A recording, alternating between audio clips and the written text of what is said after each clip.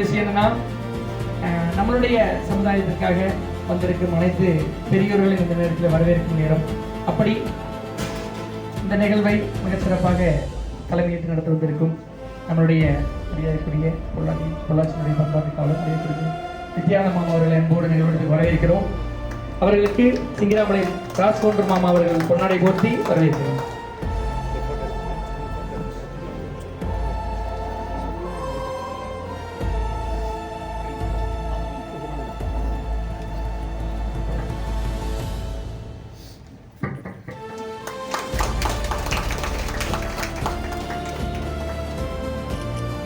அதே போல பேராசிரியர் கோபால்சாமி ஐயா அவர்களுக்கு குபிச்சாமி மாமா அவர்கள் பொன்னாடை போர்த்தி கௌரவப்படுத்துமாறு கொடுக்கிறது.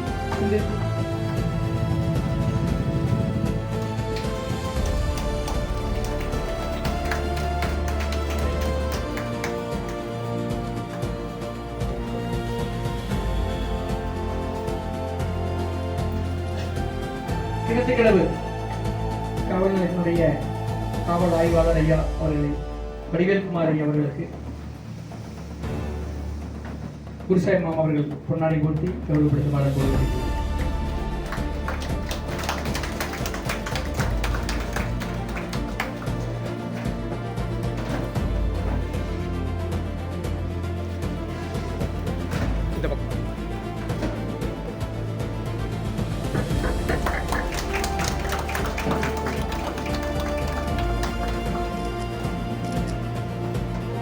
கிணத்துக்கிடவு பேரூராட்சி தலைவர் கதிர்வேல் அண்ணா அவர்களுக்கு கார்த்தி மச்சான் அவர்கள் பொன்னாடை போர்த்தி கௌரவப்படுத்துமாறு கொடுக்கிறோம்.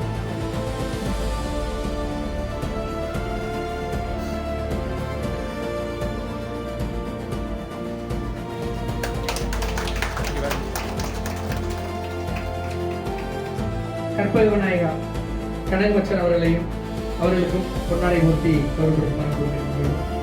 தினேஷ் மாப்பிள்ளை அவர்கள் மாணிக்கரன் அவர்கள் பொன்னாடை போர்த்தி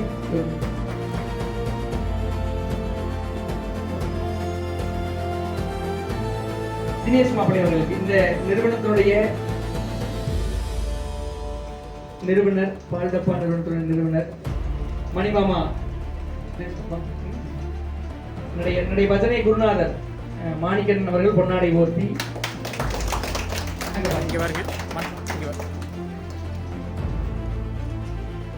தினேஷ் மாப்பிள்ளை அவர்களுக்கும் பொன்னாடை போர்த்தி கௌரவப்படுத்துமாறு.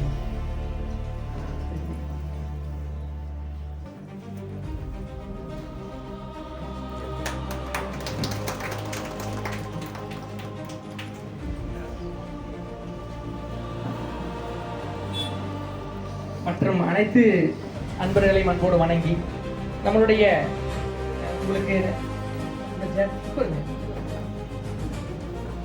எல்லாம் தெரியும், நம்மளுடைய பள்ளி கும்மி காரோலம்ஸ் கலைச்சங்கம் அதை சேர்ந்த சொந்தங்களும் கொஞ்சம் வந்திருக்கீங்க. இந்த பகுதியை சேர்ந்த அனைத்து சொந்தங்களும் வந்திருக்காங்க. இன்னைக்கு நம்ம கிணத்துக்கிடவு பகுதியில் நம்ம பால் நாட்டு மாட்டு பால் கொடுக்கணும் அப்படின்னு சொல்லி மாப்பிள்ளை தினேஷ் மாப்பிள்ளை மிகச்சிறப்பாக 2 வருட காலம் கொல்லவட்டி பகுதியில் பண்ணிட்டு இருக்காங்க. நம்ம இயற்கை சார்ந்து நம்ம பயணம் பண்ணுற நம்ம நல்ல ஒரு விஷயத்தை நம்மளும் பண்ணணும், அது ஒரு தொழிலாகவும் இருக்கணும் தான்.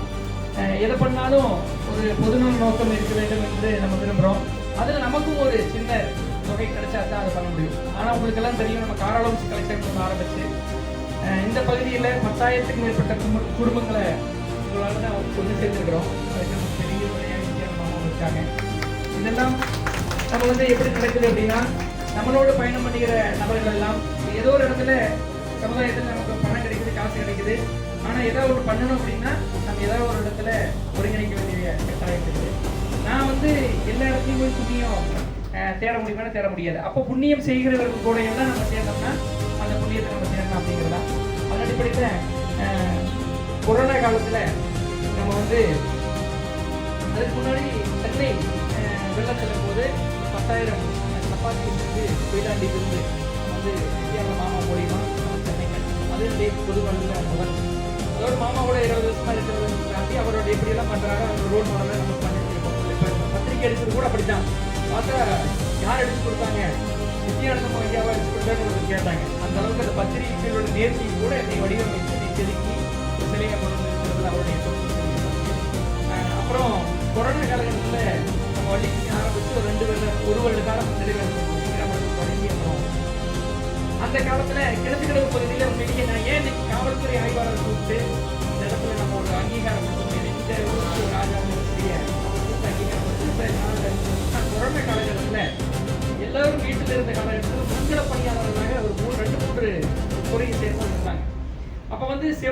அதில் வந்து ரொம்ப ரொம்ப இது பண்ணுறது செவிலியர்களை நம்ம ரொம்ப ரொம்ப இது பண்ணணும். அந்த அளவுக்கு முதல் கொரோனாவில் 2வது கொரோனாவில் செவிலியர்களுடைய பங்கு பண்ணுறாங்க. அடுத்தபடியாக ராணுவ வீரர்கள் நம்ம எல்லையை எல்லையை காப்பாற்றினாங்க. உள்ளே யாரு காப்பாற்றினாங்க? நாட்டுக்குள்ளே யாரு காப்பாற்றினாங்க? வட்டத்தில் வந்து கிராமத்து பகுதியில் காவல்துறை அப்படிப்பட்ட ஒரு நல்ல இடத்துல இருக்கக்கூடிய நல்ல இடத்துல பணி செய்யக்கூடிய ரொம்ப டென்ஷனாக இருக்கும் அந்த வேலை. என் குடும்பம் இருக்கும், அதையெல்லாம் தாண்டி பொது வாழ்வுக்கு நம்ம அவருடைய ஒரு முகத்தை பார்ப்போம். ஏன்னா இங்கே வர்றவங்க கொஞ்சம் இப்படி இருந்தால் தான் நடந்து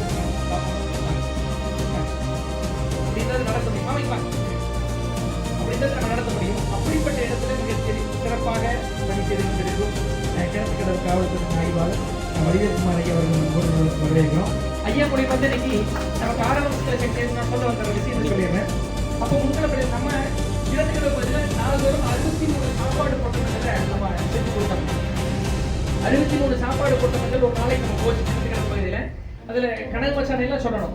நான் வந்து ஒரு 10 நாள் 15 நாள் நம்ம வீட்டில் சமைச்சு கொடுத்தேன். அப்படி அதுக்கப்புறம் நம்ம வீட்டில் ரேஷன் அரிசி வச்சு பண்ணிட்டு இருந்தோம். அரிசி இருந்தால் கூட என்னமோ தெரியல அந்த இடத்துல ரேஷன் அரிசி வச்சு பண்ற சூழ்நிலையில அரிசியில் இல்லாமல் இல்லைங்க.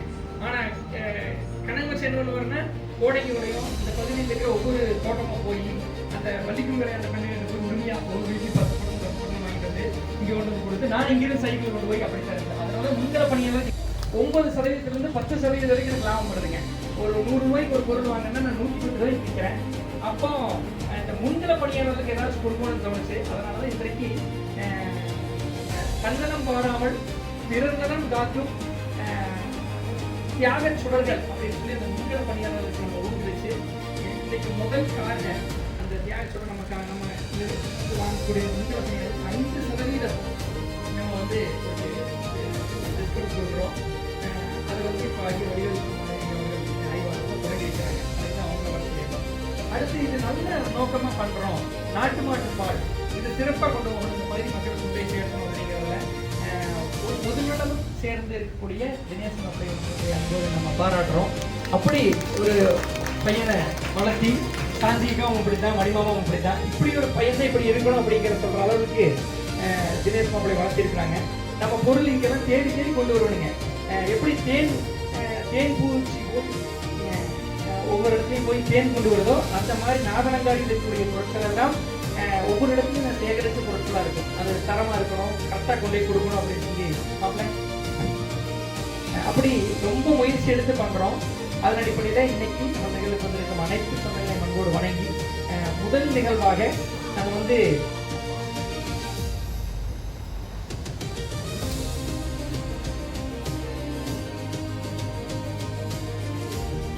இப்பொழுது ஓய்வு பெற்ற ஆவி நிறுவனத்தினுடைய ஓய்வு பெற்ற பொறியாளர் சிவபிரகாசம் ஐயா அவர்கள் நம்மளுடைய சிறப்புரையாற்ற வருமாறு அன்போடு கேட்டுக்கொள்கிறோம். ஐயா வந்து ஈசாவுடைய ரொம்ப சிறப்பாக தொடர்பு இருக்கிறாங்க. அப்படிப்பட்ட சிவபிரகாசம் ஐயா அவர்களை அன்போடு சிறப்புரையாற்ற வருமாறு அன்போடு கேட்டுக்கொள்கிறோம். சிவபிரகாசம் ஐயா அவர்களுக்கு பாபுமா அவர்கள் பொன்னாடை ஊற்றி சொல்லுகிறோம்.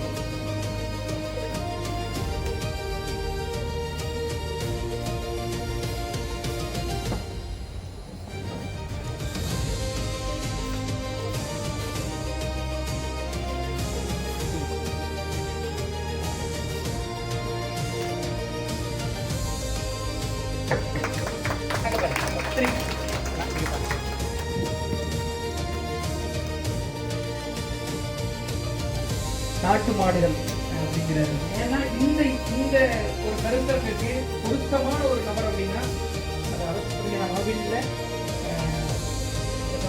ஏதாவது பணியாற்றி ஓய்வு பெற்ற அவர்கள் தான் செஞ்சிருப்பாங்க.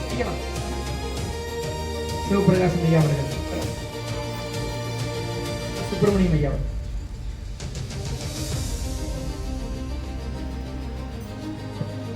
இங்கே ஒரு அருமையான நாட்டு மாட்டுப்பால் விற்பனைக்காக அறிமுகம் செய்யப்படுகின்ற விழாவுக்கும் முதல் நன்றியையும் இதுக்கு எனக்கு வாய்ப்பு கொடுத்த அண்ணன் அவர்களுக்கும் மிக்க நன்றி தெரிவித்துள்ளேன்.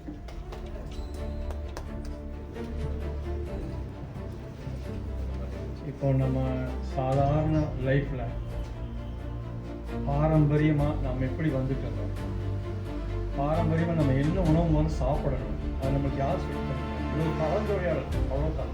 நான் என்னுடைய கருத்து சொல்கிறத நீங்களும் சேர்ந்து திங்க் பண்ணி பேசணும், அவ்வளோதான். இது நமக்கு வந்து இன்னதான் சாப்பிடணும், இன்னதான் சாப்பிடக்கூடாது நம்மளுக்கு யார் சொல்லிக் கொடுத்தாங்க? நம்ம முன்னோர்கள் சொல்லிக் கொடுத்தாங்க. அவங்களுக்கு யார் சொல்லிக் கொடுத்தாங்க? அவங்க முன்னோர்களுக்கு யார் சொல்லிக் கொடுத்தாங்க? இப்படியே போயிட்டு இருந்தா அது யார் அங்கே கண்டுபிடிச்சது? அதுலேருந்து நாம் இன்னைக்கு எவ்வளோ தூரம் விலகி வந்துட்டோம்? ரெண்டு காரணம் தான். ஒன்று பொருளாதார சூழ்நிலை, இன்னொன்று சில அரசியல் காரணம். இதனால நம்ம என்ன இந்த உடம்புக்கு தேவையோ அந்த உடம்புக்கு தேவையானதை விட்டுட்டு நம்ம ரொம்ப தூரம் தள்ளி வந்தோம். இப்போ நம்ம முன்னோர்கள் சாப்பிட்டதும் நம்ம ரொம்ப தூரம் தள்ளி வந்தோம். அதுதான் இப்போ இந்த நாட்டு மாட்டு பால் அப்படின்னா, நாட்டு மாட்டு பால் இது ஏன் இப்போ நாட்டு மாட்டு பால் ஒரு அபூர்வமான நிகழ்ச்சி ஆயிடுச்சு? இது ஒரு 5 வருஷத்துக்கு நீங்கள்லாம் சின்ன குழந்தையா இருக்கும்போது நாட்டு மாட்டு பால் தான் கிடைக்கும். அது ஒன்றும் அபூர்வமாக கிடைக்காத ஒரு பொருள் அது. இன்னைக்கு அது அபூர்வம் ஆயிடுச்சு. அது சில பொருளாதார சூழ்நிலை காரணமாக விவசாயிகள் வருஷத்து வர முடியல, சில அரசியல் சூழ்நிலை அது இருக்குது. அதனால அது வந்து எக்கெல்லாம் தனியாக கொண்டு போயிருக்காங்க. இதுக்கு இன்னொரு காரணம் சொல்லுங்கள். ஒரு 5 வருடத்துக்கு முன்னாடி கொரோனா பீரியட் எடுத்துக்காங்க. இந்த கொரோனா பீரியடில் நம்ம எல்லாமே சின்ன குழந்தைங்க கொடுத்தாங்க. எவ்வளவோ விளம்பரங்களை பார்த்து நம்ம இந்த குறிப்பிட்ட நான் சில பிராண்ட்னு சொல்கிறேன், பட் அது உதாரணம் சொல்கிறேன். ஹார்லிக்ஸு, பூஸ்ட்டு, சேர்லாக்கு இதெல்லாம் குடித்தா குழந்தைகளுக்கு நல்லா மூளை வளரும், உடம்பு பலமாக மிளகாத்தமாக இருக்குன்னு எல்லாருமே படிச்சுக்கோம். எல்லாருமே அது விளம்பரம் படித்தா நமக்கு. ஆனால் அதை அனுபவிச்சு பார்த்தோம்னா கிடையாது. ஆனால் கொரோனா பீரியடில் அந்த உணவுப் பொருட்கள் யாராவது சப்போர்ட் பண்ணிட்டாங்க? கிடையாது. நாம் எங்கே போயிட்டோம்? கவசம குடிநீர் எல்லாம் தனியாக கொண்டு வந்து சொல்லப்போனால் கொரோனா வரலைன்னா நமக்கு அந்த கவசம குடிநீர் ஞாபகத்தே இருக்கு. அப்படின்னு என்னென்னு தெரியாது. அதுக்கு முன்னாடி யாராவது தெரியுங்க? இதே நிலைதான் மாட்டுப்பால். பெருசாக ஒன்றும் இல்லைங்க. மாட்டுப்பாலுக்கு என்னன்னா 2 பால் ஒன்று தான். மாட்டுப்பாலுக்கும் மாட்டுப்பாலுக்கும் சாதாரண மாட்டுப்பாலுக்கும், சாதாரண மாடு வந்து பால் நிறைய கிடைக்கிறது பொருளாதார சூழ்நிலையில நம்ம விவசாயிகளை நம்ம அதை பயன்படுத்திக்கிறோம். நாட்டு மாட்டு பால் அது ரொம்ப குறைவாக தான் கிடைக்கும். செலவுகள் ஆனால் ரொம்ப கம்மி. அதுதான் நிறைய பேர் பார்க்கறதே இல்லை. எந்த விதமான செலவு அதை அவுத்துட்டு அதுவாக மேய்ஞ்சிருக்கோம், பச்சை தான் பிடிக்கும். ஆனால் பால் 1 லிட்டர் 2 லிட்டர் மேலே கறக்கும். ஆனால் இது நம்ம நாட்டு மாட்டு பாலே கொஞ்சம் வளர்ந்தியாத வளர்ச்சி மாடு இன்னும் கொஞ்சம் அதிகமாக 7 லிட்டர் வரைக்கும் கறக்கூடிய மாடு. நம்ம அதை விட ரொம்ப ஆசைப்பட்டு போகிறோம்னா சில பாதிப்பு இது சில பொருளாதார காரணம். இப்போ நம்ம நாட்டு மாட்டு பால் நம்ம எல்லாருமே கோயிலுக்கு போகிறோங்க. விலங்குகள் எல்லா விலங்குகளும் நம்ம பார்க்கணும். கும்புரி கடைசியான போல மனிதன் விலங்குகள், மனிதன் ஒரு விலங்கு தான் கடைசியாக வரும். சிவன் கோயிலுக்கு போகிறவங்க எல்லாருமே பார்க்கலாம். முன்னாடி நந்தி வச்சிருக்காங்க. ஏன் நந்தி வச்சிருக்காங்க? அது ஆன்மீக ரீதியாக நிறைய கருத்துக்கள் சொல்லுவாங்க. விழிப்புணர்வு, அந்த விழிப்புணர்வு தன்மை இருக்கக்கூடிய ஒரே ஒரு விலங்கு வந்து மாடு தான். நீங்கள் எப்போ பார்த்தீங்கன்னாலும் எங்கே கோயில் போனாலும் இந்த லிங்க முன்னாடி பார்த்தீங்கன்னா நந்தி வந்து அந்த கால் வச்சு ஓட்டப்பந்தயத்து போடுறது ரெடியாக இருக்காங்க. தெரியுங்களா? எப்போ தான் முன்னாடி என்ன நிகழ்ச்சி நடந்தாலும் அந்த ஓட்டப்பந்தயத்து ஓடக்கூடிய ஞாபக சக்தியில் எங்கே இருக்கும்? எப்போ விசில் அடிப்பாங்க, சத்தம் கேட்டால் ஓடும் இல்லைங்களா? அந்த அளவுக்கு பயங்கரமான அறிவுடைய மாடு வந்து நாட்டு மாடு மட்டும்தான். வேறு எந்த விலங்குகளும் கிடையாது. அது நாட்டு மாட்டுக்கு தான் ரொம்ப ரொம்ப இன்னும் சில ஆன்மீக நிகழ்ச்சி சொன்னீங்கன்னா இப்போ மாடு வளர்க்குறாங்க. ஆனால் எவ்வளோ பேர் அது உணர்ந்திருக்கேன்னு தெரியாது. மாடு வளர்க்கல, தன்னுடைய மாடு வளர்க்கக்கூடிய எஜமானுக்கு உடம்புக்கு சரியில்லைனாலே ஆனால் இப்போ மாதிரி கட்டி வச்சு மேய்க்கிறது இல்லை. அவுத்து விட்டு அது காட்டுக்குள்ளே மேய்ஞ்சிட்டு வரும். அப்படி மேய்ஞ்சிட்டு வரும்போது தன்னுடைய எஜமானுக்கு வந்து உடம்பு சரியில்லைன்னா எந்த மாதிரி தாவர மூலிகையை சாப்பிட்டா அதில் வரக்கூடிய பால் அவருக்கு சாப்பிட்டா சரியாகிற அளவுக்கு அறிவு நம்ம நாட்டு மாட்டு இருக்குது. ஆனால் இப்போ நம்ம நாட்டு மாட்டு அந்தளவுக்கு விழிப்புணர்வு நம்ம இல்லாதனால தான் அது அப்படியே ஒரு சைடில் போயிடுச்சு. பொருளாதார சூழ்நிலையில் நம்ம வந்து வெளிநாட்டு இறக்குமதி செய்யப்பட்ட மாட்டினுடைய பால் சாப்பிட வேண்டிய சொல்கிறோம். இது ஒரு இன்னொன்று பால் எடுத்தீங்கன்னா பால் கறவை எவ்வளோ நேரத்தில் பெற்றுடும் சரிங்களா? 6 மணி நேரம் ஆகும் நாட்டு பால். இதே ஜெர்சி பிரேசிங் மற்றவர்கள் எடுத்தீங்கன்னா 4 மணி நேரத்தில் பெற்றுடும். அதுக்கு மேலே இருக்காங்க. அதுக்கு மேலே காரணம்னா நீங்கள் அது கூலிங் பற்றி வைக்கணும். 4 டிகிரியில் கூல் பண்ணி வச்சிங்கன்னா பிறகு அது வந்து பாக்டீரியா க்ரோத் வந்து ரொம்ப குறைவாக இருக்கும். அப்போ அது கெடாது. அப்போ நாட்டு மாட்டு பாலுக்கு ரொம்ப எதிர்ப்பு சக்தி இருக்குது. அந்த பால் வந்து வரக்கூடிய அடுத்த பொருள் எடுத்துக்கிட்டீங்கன்னா தயிர் பண்ணுறோம். தயிர் வச்சிங்கன்னா எவ்வளோ நாளைக்கு கிடந்து ஒரு நாள் புறக்கணும் இல்லைங்களா? அடுத்து அந்த தயிர் குடிச்சிங்கன்னா ஒன்று வெண்ணெய் இன்னொன்று மோர். அது எவ்வளோ நாளைக்கு தாங்குங்க? மோர் வந்து 2 நாள் 3 நாளைக்கு தாங்கும். அதே மோர் இன்னொரு ப்ராசஸ் பண்ணி நீங்கள்லாம் வீட்டி தூக்கி வச்சு பயன்படுத்த வெண்ணெய் எடுத்துக்கோங்க. வெண்ணெய் பார்த்தீங்கன்னா அது குறைஞ்சபட்சம் ஒரு 3 மாதம் 4 மாதம் வரைக்கும் அதே வெண்ணெய் நெய் ஆகும். அந்த நெய் எவ்வளோ நாள் தாங்குங்க? 1 வருஷத்துக்கு மேலே வரைக்கும் தாங்கும். பாலிலிருந்து எடுக்கக்கூடிய கடைசி பொருட்கள் 2 பொருள், ஒன்று நெய், இன்னொன்று மோர். இந்த 2 பொருட்கள் கடைசியாக வரும். நீங்கள் வைத்தியம் பார்த்தீங்கன்னா ஒரு அளவு நம்ம நாட்டு வைத்தியம் அப்புறம் சித்த வைத்தியம். சித்த வைத்தியத்தில் மூலிகைலாம் அரைக்குவாங்க. அதில் நாட்டு மரங்களை பால் மோர்கிட்ட ஆட் பண்ணுவாங்க. கிட்டத்தட்ட எல்லா சித்த வைத்திய மருந்துலையும் வந்து மோர் சேர்த்து அதை அரைக்குவாங்க. அது நாட்டு பாலுடைய மோர் தான். இதே மாதிரி ஆயுர்வேத லேகியம் கஷாயம் வரும். கஷாயத்தில் மேக்ஸிமம் கொஞ்சம் தான் மோர் சேர்க்குறாங்க. பட் நெய் வந்து எல்லா லேகியம் அது இல்லாமல் இப்போ வந்து டேப்லெட்ஸ் மாதிரி அவங்களும் கொண்டு வந்துட்டாங்க. அது எல்லாமே வந்து நெய் சேர்க்குறாங்க. நோய் எஃபெக்ட் இந்த 2க்கு அதிகம். அதுலேயும் நாட்டு மாட்டு பால் தான் ரொம்ப அதிகமாக இருக்கும். நாட்டு மாட்டு பால் இன்னொன்று இப்போ இருக்கக்கூடிய மாட்டு இந்த 2க்கு என்ன வித்தியாசம் பார்த்தீங்கன்னா protein A1 A2 2 protein. A1 protein A2 protein. வெளிநாட்டு மாட்டு இறக்குமதி செய்யப்பட்ட மாட்டுக்கு A1 ப்ரோட்டீன் வச்சுருக்காங்க. நம்ம நாட்டு மாட்டுக்கு வந்து A2 ப்ரோட்டீன் வச்சுருக்காங்க. அப்போ 2க்கு என்ன வித்தியாசம்னா பெரிய வித்தியாசம்லாம் இல்லை. 2 ஒரே அது என்ன பொருள் இருக்குது அத்தனையும் இருக்குது. நம்ம சாப்பிட்டதுக்கப்புறம் நம்ம உடம்புக்குள்ள நடக்கக்கூடிய கெமிக்கல் ரியாக்ஷன்ஸ்னால நாட்டு மாட்டு பால் வந்து அந்த அமினோ ஆசிட்ஸ் வந்து கொஞ்சம் பிரிஞ்சாது. தனியாக பிரிஞ்சு வந்து எவ்வளோ பாதிப்பு கொடுத்தாரு. ஆனால் சாதாரண இந்த மாட்டுப்பாடுகளை பிரிஞ்சு வரும்போது என்ன ஆகுது? அது வந்து வயிறு உப்பம், ஏப்பம் வருது, குடியாப்பம் வர மாதிரி வருது. சில தேவையில்லாத அஜீரண கோளாறுகள் அது கிரியேட் பண்ணுது. இந்த 2க்கான வித்தியாசம் இது. இதோட ரொம்ப முக்கியமான வித்தியாசம் நோய் எதிர்ப்பு வந்து ரொம்ப ரொம்ப அது. இது நாட்டு மாட்டு பால் மட்டும்தான் அனுபவிக்கும். ஆனால் இன்றைக்கி சாக்கடையாக கொண்டு போயிட்டாங்க. இந்த மாதிரி ஒரு சூழ்நிலையில் இந்த இடத்துல ஒரு ஏற்பாடு பண்ணி நாட்டு மாட்டு பால் கிடைக்கிற மாதிரி ஏற்பாடு பண்ணுறது அது குறிப்பாக சொல்லப்போனால் குழந்தைகளுக்கு வந்து அவசியம் பார்க்கணும். அது நாட்டு மாட்டு பால் நம்ம சாப்பிட்ற தப்பு இல்லை. ஆனால் அட்லீஸ்ட் நம்ம வாங்கி கொடுக்க முடியல அப்படின்னு குழந்தைகளுக்காவது மினிமம் குழந்தைகளுக்கு 2 வயசு நாட்டு மாட்டு பால் கொடுக்குற குழந்தைகளுடைய ஆரோக்கியம் பெரிய அற்புதமாக இருக்கும். கேட்ட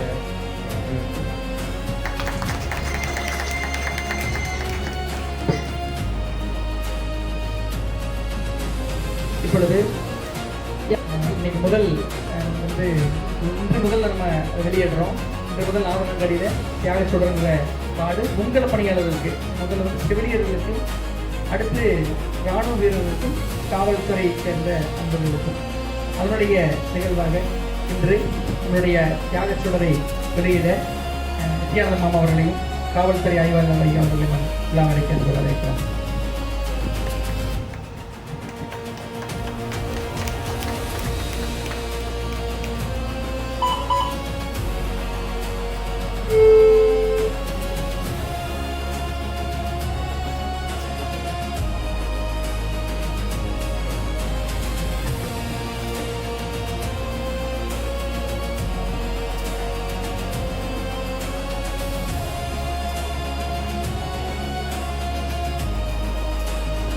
முதல் தியாகச்சுடனுடைய அந்த இது வந்து அவருடைய காவல்துறை ஆய்வாளர் மூலமாக அவருடைய உடன் பணியாற்றும்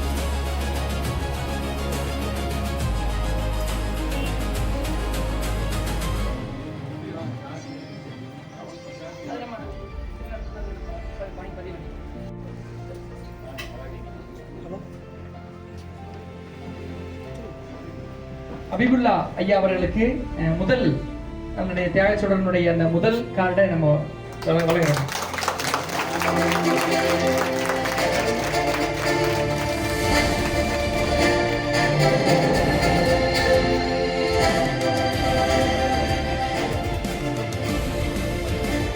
அடுத்து இந்த கார்டுனுடைய முதல் கார்டு இது யார் வாங்குறாங்க யார் கொடுக்குறாங்க அப்படிங்கிறது ஒரு தனித்துவம். இதுக்கு வந்து கார்டுக்கு ஒரு 3 வருஷம் வேலிட்டி வச்சிருக்கிறோம். நான் போய் விசாரித்தேன். காவல்துறை ஒரு இடத்துல போனாங்கன்னா அதிகபட்சமாக தலைமை பொறுப்பில் இருக்கக்கூடிய அவர்களுக்கு தெரியும் 3 வருடம் தான் அந்த இடத்துல இருக்கணுங்களாமாங்க. அதை நான் தெரிஞ்சுக்கிட்டேன். அதனால் அந்த கார்டுக்கு 300 அப்படிங்கிற 3 அப்படிங்கிற தொடங்குகிறோம். இதில் இருந்து சுயநலம் துறந்து பெருநலம் காக்கும் நாதனங்காடியின் தியாகச் சுடராக திகழும் இந்த பகுதியினுடைய தியாகச் சுடர் ஐயா அவர்களுக்கு நம்மளுடைய பகுதியினுடைய தியாகச் சுடர் நித்யானந்தம் ஐயா அவர்கள் கரங்களில் வழங்குறது ரொம்ப ரொம்ப பெருமையாக நினைக்கிறோம். உங்கள் சொந்தங்களுடைய ஆசீர்வாதம்.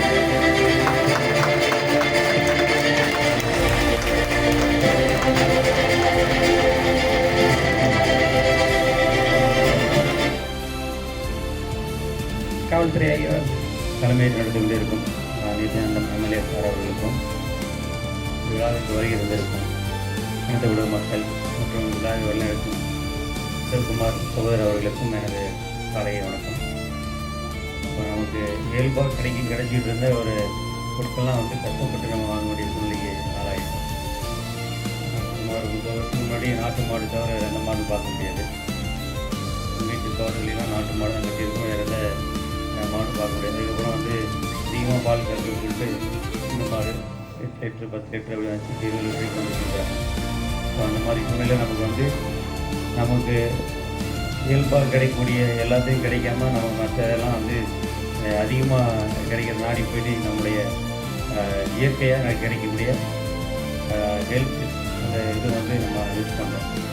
ஸோ அது வந்து இப்போது வந்து ஸ்டார்ட் பண்ணி மக்களுக்கு மறுபடியும் வந்து கிடைக்குதுங்கிறது கிடைக்க ஏற்பாடு செய்கிறாங்க அப்படிங்கிறது வந்து ஒரு சந்தோஷமான விஷயம். அதில் வந்து நாதன் இயற்கை அங்காடி அப்படிங்கிறதோட இயல்பு அங்காடின்னு சொல்லி கொடுத்துருக்காரு. சந்தோஷம். இயல்பாக எல்லாத்துக்கும் கிடைக்கணுங்கிற மாதிரி எதிர்பார்க்கணுங்கிறதுக்காக இதை செஞ்சுருக்காரு. இந்த மாதிரி நமக்கு நார்மலாக எப்போவுமே விவசாயத்தில் முன்கள பணியாளர்கள் வந்து அவங்க முக்கியமானவர்கள் அவங்களுக்கு டிஸ்கவுண்ட் கொடுக்க முடியாது. முன்கள பணியாளர்கள் அப்படிங்கிறத விட வாழ்க்கையில் முன்கள பணியாளர் அப்படின்னா விவசாயிகள் மட்டும்தான். அவங்க வந்து சிறப்பாக இருந்தால் மட்டும்தான் இந்த நாடு மக்களை வந்து ஹெல்த்தியாக இருக்க முடியும். ஸோ அந்த வகையில் இது ஒரு முக்கியமான நிகழ்ச்சி. எல்லாத்துக்கும் வந்து ஒரு இயற்கையாக இது ஒரு சைடு ஆஃப் இல்லாத ஒரு ப்ராடக்டை வந்து முன்னெடுத்துருக்காரு. அந்த வாழ்க்கை இதை வந்து மேலும் வளர கிடையாது. ஐயா நாதன் இயல்பு அங்காடி ஏன் இயற்கை அங்காடியை இருந்து இயல்பு அங்காடியை மாற்றுன்னா எனக்குள்ளேயே இருக்கிற ஒரு உணர்வு தான். ஏன் இயல்புன்னு மாற்றுன்னா இயற்கையாகவே நம்ம கொடுக்குறோமா அப்படின்னா 100% நான் இயற்கையாக கொடுக்குறேன்னா அப்படின்னா அதில் மாற்று கருத்துன்னு இருக்குதுங்க. சாமையாக இயற்கையாக விளைஞ்ச சாமி இயற்கையாக கொடுத்தா மட்டும்தான், சாமையாகவே கொடுத்தா தான் நான் இயற்கை. சாமையிலிருந்து வேறொரு பொருள் தயாரிச்சுட்டா அது இயற்கை கிடையாது. அதில் ஏதாவது ஒன்று சேர்த்துட்டா நம்ம ஒன்று பண்ண வேண்டிய சூழ்நிலை இருக்குது. அதனால இயல்பாக கொடுக்குறோம். இப்போ சாமையில் லட்டு கொடுத்தோம்னா இந்த லட்டுக்கு உண்டான இயல்பு என்னமோ அந்த பொருள் இருக்கும். இப்போ சாமையில் அவல் தயாரிக்கிறோம். அப்போ அவளிலிருந்து ஒரு மதிப்பு கூட்டுதல் பண்ணும்போது அது சூடாகுது, கொஞ்சம் ஹீட் ஆகுது, பதப்படுத்துகிறோம், உப்பு நீர் லேசாக தொளிக்கிறாங்க. இதெல்லாம் தொளிக்கும் போது என்ன ஆகுது? அப்போ இயற்கையா இல்லை, இயற்கையிலிருந்து கொஞ்சம் மாறுபடுது. அதனால நான் உணர்ந்த நான் ஐயா சொன்ன மாதிரி நாதன் இயல்பு அங்காடி. அவள் வந்து சாமவள் நீங்கள் நாதன் அங்காடி வாங்கினீங்கன்னா அது சாமை அவளாக தான் இருக்கும். அதனுடைய இயல்பாக இருக்கும். எந்த பொருளுமே அதனுடைய இயல்பு தன்மையாக இருக்கும். அதனால தான் நீங்கள் இயல்பு அங்காடின்னு வச்சுக்கிறீங்க. அதுதான் அந்த நாதன் இயல்பு அங்காடிக்கு உங்களை கருத்துங்க. இப்பொழுது நம்ம பால் விற்பனை வந்து நம்ம துவங்கியிருக்கிறோம். அது வந்து மிக சின்ன வேலை கிடையாது. அதை ஒரு பெரிய ஒரு பணியாக எடுத்து வேள்வியாக எடுத்து செய்யக்கூடிய தினேஷ் மாப்பிள்ளை அவர்கள், பால் டப்பா நிறுவனத்துடைய உரிமையாளர் ஃபவுண்டர் திரு தினேஷ் மாப்பிள்ளை அவர்கள்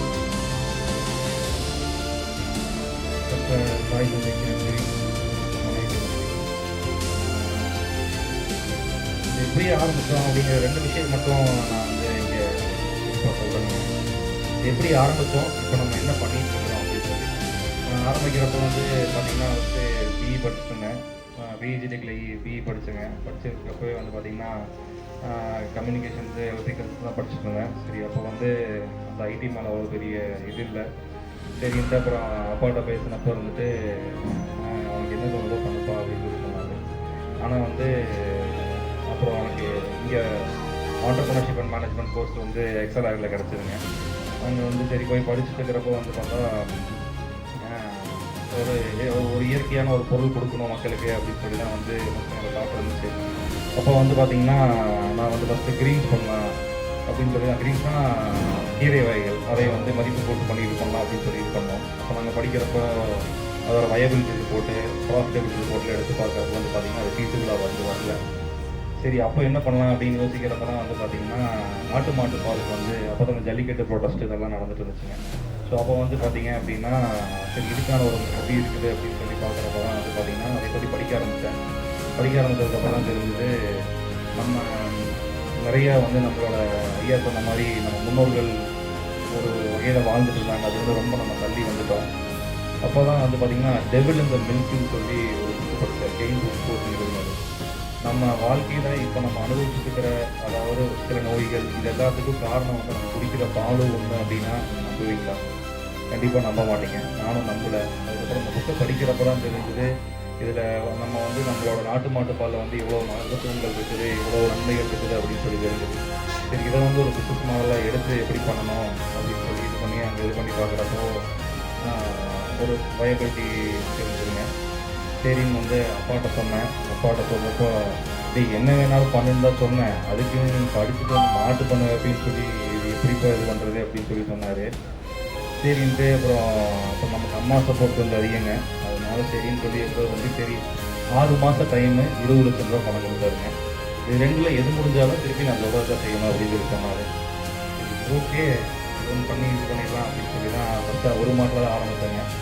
அப்புறம் நிறையா விஷயங்கள் வந்து எதுவுமே இப்போ தெரியாது. இது ஒன்று பண்ண போகிறோம் அப்படிங்கிறது மட்டும்தான் மனசு இருந்தே தவிர மாட்டை பற்றி பெருசாக தெரியாது, எப்படி இது பார்க்கணும் என்னங்கிறதும் தெரியாது. சரின்னு சொல்லிட்டு சித்தப்பா ஒருத்தர் இருந்தாருங்க, அவர் தான் வந்து எல்லாமே சப்போர்ட் பண்ணி இது பண்ணார். அப்புறம் நான் ஃபஸ்ட் போகிறப்போ இதே மாதிரி தான் இப்போ டிஷர்ட்டு பேண்ட் எல்லாம் போட்டு தான் மாடு வாங்க போனேன். தம்பி இப்படியெல்லாம் வந்தீங்கன்னா மாடு வாங்க முடியாது, நீ வந்து போய் லுங்கி கட்டிட்டு வா அப்படின்னாரு. சரிங்க சரி லுங்கி கட்டிட்டு வந்துட்டு போனால் தம்பி காரெல்லாம் இங்கே அங்கே வரைக்கும்லாம் போனால் விலை அதிகமாக சொல்லுவாங்க, நிறுத்திட்டு நடந்து தான் போகணும் அப்படின்னாரு. சரிங்க சித்தப்பா போகலாங்க அப்படின்னு சொல்லி இந்த மாதிரி தான் ஆரம்பிச்சதுங்க. அப்புறம் போய் ஒவ்வொரு விஷயங்களாக கற்றுக்கிட்டேங்க. ஒவ்வொரு விஷயங்கள் ஒவ்வொரு இடத்துல போய் எங்கே ஃபேர் நடந்தாலும் போவோம், எங்கே வந்து ஃபீஸ் நடந்தாலும் போவோம். ஸோ அப்படி வந்து கற்றுக்கிட்ட விஷயங்கள் வந்து பார்த்திங்கன்னா ஒரு 8 வருஷமாக வந்து பார்த்திங்கன்னா நாங்கள் ஒவ்வொரு விஷயத்தையும் வந்து பார்த்து இது பண்ணுறதுல வந்து பார்த்திங்கன்னா நம்ம பால்லேயே வந்து பார்த்திங்க அப்படின்னா பஞ்சாப் தான் வந்து முதல் மாநிலமாக இருக்குதுங்க. அதுக்கடுத்து குஜராத் இருக்குது. அவங்க வந்து பார்த்திங்கன்னா 20 வருஷத்துக்கு முன்னாடி இருக்காங்க. நம்மளோட நம்ம இன்றைக்கி ப்ராக்டிஸ் பண்ணிட்டு இருக்கிற ஒரு இதில் வந்து பார்த்திங்கன்னா அவங்க 20 வருஷத்துக்கு முன்னாடி வந்து அவங்க வந்து போயிட்டுருக்குறாங்க. ஸோ அவங்க போய் பார்க்குறப்ப தான் அவங்க சொன்னாங்க, தம்பி எங்கேருந்து வரீங்கன்னு சொல்லி கேட்டாங்க. நாங்கள் தமிழ்நாட்டிலேருந்து வரோங்க அப்படின்னு சொல்லி சொல்கிறப்போ அவங்க வந்து எங்களை பெருசாக கண்டுக்கவே இல்லை. ஏன்னா நீங்கள் தமிழ்நாட்டிலேருந்து வர்றவங்க வந்து தமிழ்நாட்டில் வந்து பார்த்திங்கன்னா சாணி போடுறதுக்காக தான் மாடு வச்சுருக்கிறீங்க, யாருமே வந்து பால் உற்பத்தி அதிகப்படுத்துறதுக்காக யாருமே மாடு வைக்கல, சயின்டிஃபிக்காக நீங்கள் எதுவுமே பண்ணல அப்படின்னு சொல்லி சொன்னாங்க. ஸோ இது வந்து ரொம்ப ட்ரிகர் பண்ணிச்சுங்க. ஸோ அப்போ வந்து நாங்களும் குமரகுரு இன்ஸ்டிடியூஷன்ஸில் எல்லாமே சேர்ந்து வந்து சயின்டிஃபிக் டெய்ரி ஃபார்ம் எப்படி இது பண்ணணும் அப்படின்னு சொல்லி ஒரு ப்ரோக்ராம் கண்டக்ட் பண்ணணும் அப்படின்னு சொல்லி நாங்கள் ஃபுல்லாக இதை பற்றி எல்லாமே ரிசர்ச் பண்ணி ஒரு மாட்டுக்கு வந்து என்ன தேவை, எப்படி இருக்கணும், அதாவது அதுக்கான சயின்டிஃபிக்காக வந்து நம்ம விவசாயிகளுக்கும் வந்து அவங்க ப்ராஃபிட்டபிலிட்டி இருக்கிறதுக்கு என்ன பண்ணணும் அப்படிங்கிறத அனலைஸ் பண்ணி அதுக்கு ஒரு ஃபார்முலேஷன் பண்ணி அதுக்கப்புறம் நாங்கள் பண்ணோம். இப்போ நாங்கள் ப்ராக்டிஸ் பண்ணிட்டு இருக்கிறது எல்லாமே வந்து பார்த்திங்க அப்படின்னா சயின்டிஃபிக் டெய்ரி ஃபார்மிங் தான்.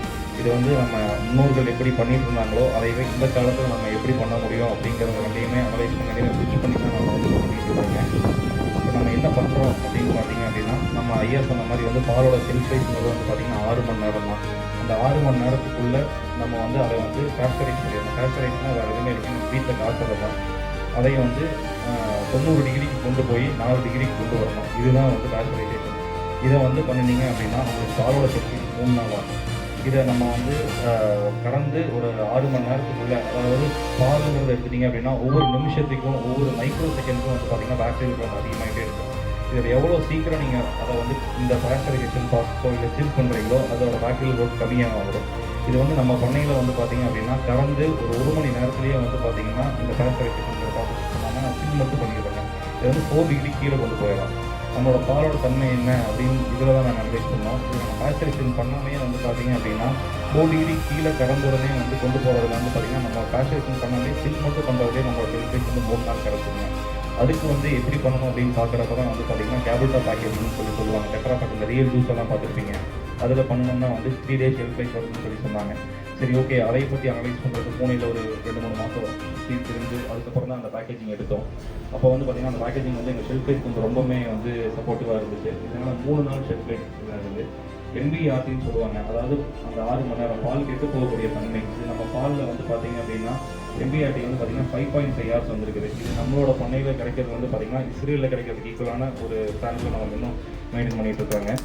ஸோ இதை வந்து இன்னும் நம்ம வந்து எப்படி இம்ப்ரூவ் பண்ணுவோம் அப்படிங்கிறத நம்ம பார்த்துட்ருக்கோம். இப்போ நம்ம இதில் வந்து எங்களோட லாங் டைம் விஷன், அதாவது இதை எப்படி நாங்கள் இது பண்ணணும் அப்படின்னு சொல்லி இது பண்ணுறோம்னா, அதாவது இன்னைக்கு அதாவது சாதாரணமான ஜெர்சி சிந்து மாட்டு பாலில் வந்து என்ன கிடைக்குதோ அதே அந்த பொருட்கள் எல்லாமே வந்து பார்த்திங்கன்னா நம்ம நாட்டு மாட்டு பாலில் பண்ணணும் அப்படிங்கிற ஒரு உயர்ந்த ஒரு நோக்கத்தோடையும் ஒரு விஷயனோடையும் தான் நம்ம ஓடிட்டு இருக்கோங்க. இப்போ நம்ம வந்து ப்ரோபயாட்டிக் கர்ட் தயிர் பண்ணுறோங்க, அதுக்கப்புறம் வந்து நெய் பண்ணுறோம், அதுக்கப்புறம் பன்னீர் பண்ணுறோம். இப்போ நாங்கள் அடுத்தது வந்து பார்த்திங்கன்னா ப்ரோபயாட்டிக் க்ரீக் யோகட், இதில் A2 மில்க்லேயே வந்து ப்ரோபயாட்டிக் க்ரீக் யோகட் பண்ணுறதுக்கு அடுத்த முயற்சி எடுத்துகிட்டு இருக்கோம். இது நம்ம கவர்மெண்ட்டில் வந்து லான்ச் பண்ணிடுவோம். இப்போ நம்ம நாட்டு மாடுகள், ஏன் இந்த நாட்டு மாடுகள் நம்ம சூஸ் பண்ணோம் அப்படின்னா நிறைய நன்மைகள் இருக்குதுங்க. அதாவது நம்ம புராண இதிகாசம் எப்படி பார்த்தீங்க அப்படின்னா, உலகில் உள்ள எல்லா வளங்கள் அழிந்தாலும் ஒரு நாட்டு மாடு இருப்பினும் இழந்த வளங்கள் அனைத்தையும் திரும்ப பெறலாம்னு சொல்லி அகத்திய முனிவர் எழுதியிருக்காங்க. ஒரு நாட்டு மாடை வச்சு நம்ம என்ன பண்ண முடியும் அப்படின்னா அத்தனையுமே நம்ம பண்ணலாங்க. அதாவது ஒரு நாட்டு மாடு வந்து பார்த்தீங்கன்னா ஐயா சொன்ன மாதிரி அது வேற ஏதாவது தவறான உணவு அருந்தி அது பால் வந்து விஷமாக மாறுது அப்படின்னு அதை உணர்ந்துச்சு அப்படின்னா அது உண்ணாமொரு உயிர் விட்டுரும். எத்தனை பேருக்கு தெரியுங்க? அந்த மாதிரி வந்து இது நான் சொல்கிறது வந்து பார்த்தீங்கன்னா ஒரு வகையான செயல் அது பண்ணுறது. நாட்டு மாடு எடுத்துட்டிங்க அப்படின்னா 360 டிகிரி, அதாவது 360 சுற்றி பார்க்குறோம். ஆனால் 360 டிகிரியும் வந்து பார்த்தீங்கன்னா அதோட நம்மளே பார்த்தீங்கன்னா சில பேர் வந்து நம்ம எல்லா பார்ட்டியுமே வந்து நம்மளால் தொட முடியாது. ஆனால் வந்து மாடு எடுத்துட்டிங்க அப்படின்னா 360 டிகிரியும் வந்து அதோட பாடியை வந்து கவர் பண்ணுங்க. ஒன்று வந்து பார்த்தீங்க அப்படின்னா நாக்கு எட்ட முடியாத இடத்துல வந்து பார்த்தீங்கன்னா வால் எட்ட முடியாத இடத்துல வந்து பார்த்தீங்கன்னா நாக்கு எட்டும். அதோட நீங்கள் நல்லா நோட் பண்ணி பார்த்தீங்கன்னா ஒரு நாட்டு மாட்டு மேலே வந்து ஒரு ஈ உட்காந்துச்சு அப்படின்னா அந்த பாட்டை மட்டும் ஆகிய அந்த ஈயை வரைஞ்சியோடனான ஒரு தனித்துவம் வந்து அந்த இருக்குது. இந்த மாதிரி வந்து சொல்லிக்கிட்டே போகலாங்க. அவ்வளோ தனித்துவங்கள் வந்து இதுக்கு நான் ஒரு சின்ன கதை ஒன்று சொல்கிறேங்க. அதில் வந்து பார்த்தீங்கன்னா ஒரு மேல்நாட்டு கம்பெனி வந்து பார்த்திங்கன்னா அவங்க வந்து பார்த்திங்கன்னா மாட்டு இறைச்சி எக்ஸ்போர்ட் பண்ணிட்டு இருந்தாங்க. மாட்டு இறைச்சி எக்ஸ்போர்ட் பண்ணி அவங்க அதை வந்து வியாபாரமாக பண்ணிட்டு இருந்தாங்க. ஸோ அப்போ வந்து பார்த்திங்கன்னா அது நல்லா ப்ராஃபிட்டபிலிட்டியாக போயிட்டு இருந்துச்சு. எப்பவுமே வந்து பார்த்திங்கன்னா மாட்டில் வந்து கழுத்து பகுதிக்கு மேலே வந்து பார்த்திங்க அப்படின்னா மட்டும்தான் வந்து அதை வந்து இறைச்சிக்கு வந்து பயன்படுத்துவாங்க. மிச்சம் அதுக்கு மேலே இருக்கிற பகுதி வந்து இறைச்சிக்கு யூஸ் பண்ண மாட்டாங்க. ஸோ அப்போ வந்து அவங்க எப்போவுமே மேல்நாட்டு கம்பெனி வந்து ப்ராஃபிட் மேக்ஸிமைசேஷன் ப்ராசஸ் தான் வந்து கான்சன்ட்ரேட் பண்ணுவாங்க. எப்படி வந்து தன்னோட லாபத்தை அதிகப்படுத்தலாம் அப்படின்னு தான் இது பண்ணுவாங்க. ஸோ அப்படி பண்ணுறப்போ சரி இதையும் மட்டும் ஏன் நம்ம பண்ணுறோம், முன்னாடி இருக்கிற பாட்டையும் வந்து நம்ம வந்து இது பண்ணி பார்க்கலாம் அப்படின்னு சொல்லி தான் வந்து ஆரம்பிச்சிருக்காங்க. திருப்பி ஆரம்பித்து வந்து பார்த்திங்கன்னா ஆரம்பித்த ஒரு வருஷத்துலேயே வந்து பார்த்திங்கன்னா நிறைய புது நோய்கள் வந்து அந்த அவங்க சப்ளை பண்ண இடத்துல வந்து புது நோய்கள் வந்து நிறைய மனிதர்களுக்கு வந்து பாதிக்கப்படுது. அப்புறம் இதை வந்து ஸ்டான்ஃபோர்டில் ஒரு ஸ்டடியை எடுத்து பண்ணி பார்க்குறாங்க. அதுக்கப்புறம் தான் வந்து அவங்களுக்கு தெரிஞ்சது நம்ம அதாவது மாடுகள் வந்து எடுத்துட்டிங்க அப்படின்னா தன்னோட விஷத்தன்மையை வந்து பார்த்திங்கன்னா தன்னோட கழுத்து பகுதியில் மட்டுமே ஸ்டோர் பண்ணி வச்சுருக்கோம். அதுக்கு மேலே வந்து விஷத்தன்மை வந்து ஜாஸ்தியாக போகாது. எல்லாத்தையுமே வந்து பார்த்திங்கன்னா கழுத்து பகுதியில் மட்டும்தான் ஸ்டோர் பண்ணி வச்சுருக்கோம். இப்போது அந்த இதை எடுத்து அதையும் வந்து இது பண்ணங்காட்டி தான் வந்து இவ்வளோ பிரச்சனைகள்னு சொல்லி அவங்க வந்து அதை இது பண்ணியிருக்கிறாங்க. ஸோ நம்ம ஒரு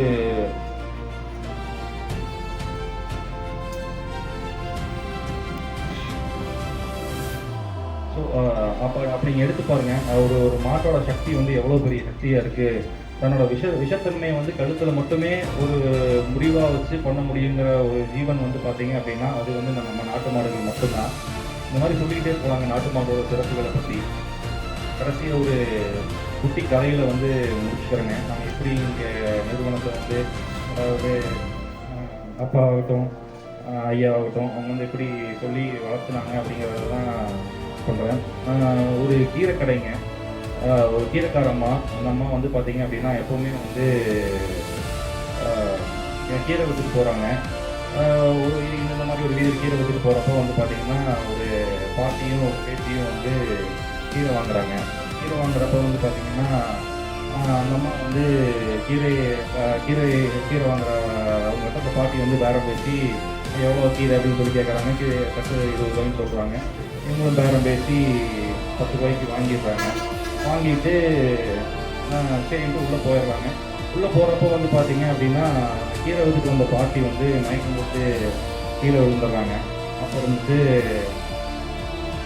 அந்த பாட்டியை வந்துட்டு போய் வந்து தண்ணி எடுத்துட்டு வா, நம்ம தெரிஞ்சுட்டு தண்ணி கஞ்சியெல்லாம் எடுத்துட்டு வா அப்படின்னு சொல்லி சொல்கிறாங்க. அப்புறம் அந்த பாட்டி வந்து எல்லாத்தையும் கொடுத்து இந்த கீரை வைக்கிறாங்க எல்லாத்தையும் கொடுத்து இது பண்ணுறாங்க. ஸோ இது பண்ணதுக்கப்புறம் வந்து பார்த்தீங்க அப்படின்னா அந்த பாட்டியெல்லாம் எல்லா தண்ணியெல்லாம் கொடுத்துட்டு கீரை வைக்கிறவங்க வந்து பாட்டிகிட்ட ரொம்ப நன்றி அப்படின்னு சொல்லி போகிறாங்க. சரி எல்லாமே கூர்ந்து கவனிச்சுட்டு இந்த பேசி இருந்துட்டு ஏன் பாட்டி கம்பனு அந்த அம்மாவுக்கு சொன்னீங்கன்னா நீ அந்த அம்மா வாட்டி போயிருக்கோம், நம்ம கீரைக்கு 10 ரூபா தான் லாபம், 10 ரூபா நீங்கள் ஏதோ பெரியசாக வந்து லாபம் பண்ணுற மாதிரி வந்து நீ இது பண்ணுற, இன்னைக்கு நம்ம செஞ்சு வச்சுருந்த கறி இதெல்லாம் கணக்கு போட்டு பார்த்தோம்னா நமக்கு எதுவுமே ஒன்றுமே இல்லை, இதுக்கு எதுக்கு நீங்கள் போய் 10 நிமிஷம் பேசிட்டு இருந்த அப்படின்னு சொல்லி கேட்குறாங்க. அதுக்கு அந்த பாட்டி வந்து சொல்கிறாங்க, நான் முதல்ல பண்ணது வந்து வியாபாரம், எந்த தர்மமும் இல்லை. ரெண்டாவது பண்ணது வந்து தர்மம், அது எந்த வியாபாரமும் இல்லை. இந்த கொள்கையை தான் மேக்ஸிமம் நாங்கள் கடைபிடிச்சு இது பண்ணிகிட்டு இருக்கிறோம். இது வரைக்கும் நாங்கள் வந்து பார்த்திங்கன்னா ஒரு 9 வருஷமாக பண்ணிகிட்டு இருந்திருக்கிறோம். ஆல்மோஸ்ட் வந்து பார்த்திங்கன்னா ஒரு 3.5 லட்சம் லிட்டர் வரைக்கும் பால் கொடுத்துருக்கோம். இது வரைக்கும் நாங்கள் வந்து மார்தட்டி சொல்லலாம், இது வரைக்கும் ஒரு சொட்டு தண்ணி கூட கலந்ததில்லை அப்படின்னு சொல்லி அந்தளவுக்கு தான் இன்றைக்கி நாங்கள் பண்ணிட்டு இருக்கிறோம். வாய்ப்பளித்த மாமா அவர்களுக்கும் நித்தி மாமா அவர்களுக்கும் நன்றி தெரிவித்து ஓய்வு பெற்ற பேராசிரியர் கோபால்சாமி அவர்களை இன்றைய தினம் வந்து நம்ம உணவு நம்ம வீட்டில் என்னுடைய அம்மா, என்னுடைய மாமா, என்னுடைய மகள் எப்படி சாப்பிடுவாங்களோ அப்படி பார்த்து நாங்களே ஆள் விடாமல் இங்கு அம்மா, நான், என் மகள் எல்லாம் சேர்ந்து ஒரு பயிரை எல்லாம் சேர்ந்து பண்ணியிருக்கோம். கண்டிப்பாக நீங்கள் அந்த உணவுகளையும் சாப்பிட்டு உங்களுக்கு கேட்டுக்கொள்கிறோம். அனைவருக்கும் வணக்கம். குறிப்பாக வணக்கம் சொல்லணும்னா சிவகுமார் தான் போய் சொல்லணும். எத்தனையோ பேர் எத்தனையோ வந்து தினம் பார்த்துட்டு இருக்கிறோம், பேசிகிட்டு இருக்கிறோம், பண்ணிகிட்டு இருக்கிறோம். ஆனால் நல்ல காரியங்களை எல்லாத்துக்கும் கொண்டுட்டு போய் சேர்த்துறதுங்கிற ஒரு எண்ணம் அது வந்து சில பேருக்கு இல்லை. முன்னெடுக்கிற ஆள் இருக்காது, ஆர்வம் நிறையா பேருக்கு. அந்த முன்னெடுக்கிற இதை வந்து சிவகுமார் வந்து சும்மாவும் எடுத்து அவருக்கு வழிகாட்டுறதுக்கு நம்ம எம்எல்ஏ இருக்கார், விஜயா, அவரை பற்றி சொல்லணும்னா மணிக்கணக்கில் சொல்லலாம். அவரும் இவரும் சேர்ந்து தான் இந்த வள்ளிக்குடியை கிட்டத்தட்ட ஒரு 10,000 குடும்பத்துக்குள்ள கொண்டு போய் சேர்ந்திருக்காங்க. வெறும் அது வள்ளிக்குடி ஆட்டமாக இல்லாமல் வள்ளிக்குடியினால உடல்நலத்துக்கு நல்லது வருதுங்கிறத விட ஒவ்வொரு வீட்டிலையும் ஒவ்வொரு குழந்தையும் எப்படி வளரணும், வளர்த்தணுங்கிற ஒரு மிகப்பெரிய ஒரு கலை, ஒரு எதிர்காலத்துக்கான ஒரு கலையை கொண்டு போய் செஞ்சிருக்காங்க. அதில் அவங்க ரெகுலேட்டருடைய உழைப்பு கொஞ்சம் இல்லை. நாங்கள்லாம் அவங்க கூட ஓட முடியல, அப்பப்போ போய் சேர்ந்துட்டு வெளியில் வந்துட்ட முடியல. அவங்க உழைப்புங்கிறது வந்து கடந்த ஒரு 5 ஆண்டு காலமாக சின்ன உழைப்பு. அது எதுக்குன்னா இந்த காலகட்டத்தில் நிறைய குடும்பங்களில் பிரச்சனைகள் வர்றதுக்கு காரணம் பெற்றோர்கள். ஏன் பெற்றோர்கள்னா சரியான முறையில் அந்த குழந்தைகளை சொல்லி கொடுத்து வளர்த்தாத விட்ட காரணம் வந்து பல தலைமுறைகளுக்கு இந்த பாதிப்பு இருக்கிற மாதிரி இருக்குது. அந்த இதுக்கு ஏதாவது ஒரு விமோசனம் தேட முடியுமா ஒன்று யோசிக்கிற போது தான் இது மாதிரியான விஷயங்கள் எல்லாம் வந்து நிச்சயமாக மாற்றும். நம்ம பார்த்த ஒவ்வொரு பள்ளிக்கூடங்களும் ஒரு கட்டுப்பாடுங்கிறது அத்தனை பேருக்கு ஒரு கட்டுப்பாடு போல ஒரு தனி மனித கொண்டு வர முடியும்னு சொன்னால் எவ்வளவு பெரிய காரியம். இப்படித்தான் நிற்கிறோம், இப்படித்தான் ஆடணும், இப்படித்தான் ஸ்டெப் வைக்கணும்னு சொன்னால் அத்தனையும் கேட்டு செய்யக்கூடிய ஒரு கட்டுப்பாடும் அதே நேரத்தில் அந்த மிகப்பெரிய கண்ணியம் யாரார்கிட்ட எப்படி நடந்துக்கிறோங்கிற முறை கொண்டு அதையெல்லாம் சொல்லி கொடுத்து இந்த ஒரு கலையை கொண்டு போயிருக்காங்க. இது வந்து அரசாங்கத்தினால சட்டம் போட்டு எல்லாம் இதை மாற்ற முடியாது. நாம் வந்து வருத்தப்பட்டுட்டே இருக்கிறோம், அடுத்த தலைமுறை நாசமாக போயிட்டு இருக்குதுன்னு ஒவ்வொரு பெற்றோரும் பெண் குழந்தையை பெற்றவங்க, ஆண் குழந்தையை பெற்றவங்க அத்தனை பேரும் கவலைப்பட்டு இருக்காங்க. யாருமே வந்து நிம்மதியாக இருக்கிற மாதிரி தெரியல. அபூர்வமாக 100ல் 2, 3 அந்த மாதிரி குடும்பங்கள்லாம் பிரச்சனைகள் இல்லாமல் கடைசி வரைக்கும் வாழ்க்கைட்டு நிறைய இடங்கள்ல டைவர்ஸ் அது காரணம் சரியான முறையில் வளர்த்தல சொல்லி கொடுத்தேன். அந்த சொல்லிக் கொடுக்குறதும் ஒன்று இருக்குது. எல்லா வயசுலையும் சொல்லிக் கொடுக்க முடியாது, அதுக்குன்னு ஒரு வயசு இருக்குது. நீங்கள் ஒரு 11 வயசு 12 வயசு வரைக்கும் நீங்கள் சொன்னால் கேட்பாங்க. 13வது வயசு அவங்க சொல்கிறத நீங்கள் கேட்கணும், நாம் கேட்கணும். அப்படித்தான் சூழ்நிலை இருந்துட்டு அந்த 12 வயசுக்குள்ளே ஆழமாக கொண்டுட்டு போய் விதைச்சிட்டுட்டோம்னா அந்த 12 வயசுக்கு மேலே அது மாற மாட்டாங்க. நாம் எல்லா செல்வம் கொடுத்து நீ எப்படி வேணாலும் இருக்கலாம்னு வளர்த்திட்டு இருந்தோம்னா அந்த வாழ்க்கை அவங்களுடைய வாழ்க்கை நாசமாக போகும். அது காரணம் நம்மளாக இருக்கும். அதை பெற்றோர்களுக்கும் குழந்தைகளுக்குமா சேர்த்து இந்த வள்ளி கும்மிங்கிற ஒரு மிகப்பெரிய ஒரு கலை மூலமாக ஒரு கிட்டத்தட்ட ஒரு 10,000 குடும்பத்துக்கு கொண்டு போய் சேர்த்திருக்காங்க. அது எல்லாமே பெருந்துறையில் ஒரு 16,000 பேர்த்த ஒரே இடத்துல வச்சு வள்ளி கும்மி பண்ணி அதில் எல்லாத்தையும் செலக்ட் பண்ணி 16,000 பேர் இல்லாமல் எங்கேயோ போயிருக்கும். அந்த கலையை தமிழ்நாடு பூரா கொங்கு நாடு பூராமே இந்த கலையை கொண்டு போய் சேர்த்து மிகப்பெரிய பங்கு சிவகுமார் மாப்பிடிக்கிறது. எதிர்காலத்தில் இது இன்னும் பரவ நாம் பட்டிருந்த கவலையெல்லாம் கொஞ்சம் கொஞ்சமாக குறைஞ்சு போயிடும். அதுக்குண்டான ஒரு முயற்சி எடுத்ததுக்காக அவரை எத்தனை பாராட்டினாலும் அப்படிப்பட்ட ஒரு நல்ல மனுஷர் ஒரு முன்னெடுப்பு எடுத்திருக்காரு. அந்த முன்னெடுப்புக்கு பின்னால் செல்றதுக்கு ஆயிரக்கணக்கான பேர் இருக்கிறோம். அது இன்னைக்கு இல்லைன்னா அவர் கூப்பிட்டோம்னா இந்த பேர் நான் வந்துருக்க மாட்டேன். ஏதோ இதில் இருக்கிறதுனால தான் நம்ம வந்துருக்கோம். அப்புறம் முக்கியமாக பார்த்தா நம்ம வாழ்க்கை இதில் நிறைய பிரச்சனைகளை சந்திக்கிறோம். அதில் ஒரு சில சம்பவங்களை மட்டும் நடந்த சம்பவத்தை சொன்னால் அதுலேருந்து ஒரு பாடம் கிடைக்குங்கிறதுக்காக அதை சொல்கிறேன். ஒவ்வொரு இடத்துலையும் எங்கள் அண்ணார் இங்கே வந்திருக்காரு, அங்கே இருக்கார். அவருக்கு வயசு 82, எனக்கு வயசு 80. 2 வருஷம் மூத்தவர். கிட்டத்தட்ட 30-35 வருஷத்துக்கு முன்னாடி கொஞ்சம் நெஞ்சு வலிக்குதுன்னு சொல்கிறார். நான் கூட்டிகிட்டு நீ KMCH போகிறேன். அங்கே போனோடனே ஒரு பாலச்சந்திரன் ஒரு டாக்டர் கூட்டிகிட்டு போனோடனே என்ன சொல்கிறாரு, அன்னைக்கெல்லாம் இந்த பைபாஸ் அது இதெல்லாம் ஒரு பெரிய அளவு இல்லை, அங்கே கூட நடக்கும். இப்போவே அவர் இங்கே ஹாஸ்பிட்டலில் விடுங்க, இப்போவே ஆன்ஜியோ பண்ணணும், நாளைக்கு ஆப்ரேஷன் பண்ணணும், விட்டுட்டு போங்கன்னு சொல்கிறார். எங்கிட்ட பைசா போயிட்டு வர்ற அளவுக்கு தான் பாக்கெட்டில் பணம் இருக்குது இல்லையா. ஆப்ரேஷனுக்கு பண்ணக்கூடிய அந்த காலத்தில் 1.5 லட்சம் ரூபா தான் ஆப்ரேஷனுக்கு பண்ணுறதுக்கெல்லாம் வழி இல்லை. இப்படி நாங்கள் தயாராக வரல, நாங்கள் போயிட்டு வர்றோங்க அப்படின்னு சொல்லிட்டு வெளியில் வர்றோம். இல்லை நீங்கள் அவர் வாய்க்கால் ஃபுல்லாக புல்லு முளைச்சி கிடக்குது, அதில் தண்ணி கூட பார்க்குறீங்க, தண்ணி போய் சேராது, நெல் கெட்டு போயிடும், நெல் போடுறது போகிறோம், நீங்கள் என்ன பண்ண போகிறீங்க இருங்கன்னு சொல்கிறார். இதே வார்த்தையெல்லாம் சொல்லி சொல்கிறார். பரவாயில்லைங்க, என்ன ஆனாலும் பரவாயில்ல, நாங்கள் போயிட்டு வர்றோம், தயாராகிட்டு வர்றோம்னு தான் சொல்லிட்டு வெளியில் ஒரு சீனியர் டாக்டர் வேற ஒருத்தர்கிட்ட அங்கே ஷெட்டின்னு சொல்லி ஒரு சீனியர் டாக்டர், அவர் ஏற்கனவே எனக்கு முதல்ல எல்லாம் பார்த்துருக்குறேன். அவர்கிட்ட போய் பார்க்கணும். பார்த்தோம்னா அப்படி அவருக்கு ஒரு பெரிய கஷ்டம் இருக்கிற மாதிரி தெரியல. ஒரு 3 நாள் நஞ்சப்பா ரோட்டில் ஒரு ஹாஸ்பிட்டல், சக்தி ஹாஸ்பிட்டல் இருக்குது, அங்கே இருக்க நான் அப்சர்வ் பண்ணி சொல்கிறேன். 3 நாள் இருந்தோம், வெளியில் வந்துட்டோம். இன்னைக்கு வரைக்கும் கிட்டத்தட்ட 30-35 வருஷமாக ஆப்ரேஷன் இல்லாமல் நல்லா இருக்கிறாரு. உங்களை விட 82 வயசுல எனக்கு கூட நல்லா இருக்காரு. இதே மாதிரி இன்னொரு சம்பவம் இங்கே பக்கத்தில் கோதவாடி ஒருத்தர் எங்கள் சொந்தக்காரர் தான், அவருக்கு சொந்தக்காரர் சம்பவம். அவருக்கு கால் வலின்னு சொல்லிட்டு கோயம்புத்தூர் ஆஸ்பத்திரி அங்கே போகணுங்க ட்ரீட்மெண்ட் எடுத்துகிட்டே இருக்காங்க. கால் ஒரு சின்ன புண்ணு வருது. அந்த புண்ணுலேருந்து சுகர் கொடுத்தாரு. அந்த சுகர் அந்த புண்ணை சுரண்டு எவ்வளோ முடியுமோ அவர் எடுக்கிறாங்க. எடுத்துட்டு கிட்டத்தட்ட ஒரு 1.5 லட்சம் செலவு பண்ணிட்டாங்க. அங்கிருந்து அவங்களால முடியலன்னு சொல்லி போட்டு KMCH கொண்டு போகிறாங்க. அந்த KMCH ஹாஸ்பிட்டலில் அடுத்த நாள் முன்னாடி இருந்ததுக்கு முன்னாடி காலை எடுக்கணும்னு சொல்கிறாங்க. கால் எடுக்கணும்னு சொல்கிறாங்க. எங்கள் அண்ணனுடைய மகனுக்கு எனக்கு கல்யாணம் பண்ணிடுறாங்க. அவங்க என் அண்ணன் மகன் என்கிட்ட கேட்குறான், இப்படி இருக்குது செப்பா என்ன பண்ணுறான்னு கேட்குறான். நீ ஒன்றும் பண்ண வேண்டாம், நான் கூட வர்றேன். அந்த ஆப்ரேஷனை தடுத்துட்டு இருந்தவங்க முதல்ல கால் எடுக்கிற ஆப்ரேஷன் அந்த ரிப்போர்ட்டை வாங்கிட்டு செகண்ட் ஒப்பீனியன் அப்படின்னு சொல்லி போட்டு மகனையும் மச்சனையும் 2 பேர்த்தையும் வெள்ளூர் போட்டு போய் அந்த ரிப்போர்ட்டை காமிச்சாங்க. அவங்க என்ன சொல்கிறாங்க, கேரண்டி சொல்ல முடியாது, நீங்கள் கூட்டிகிட்டு வாங்க பார்க்கலான்னு சொல்கிறாங்க. அங்கே போய் கிட்டத்தட்ட ஒரு 15 நாள் 20 நாள் இருந்தாங்க.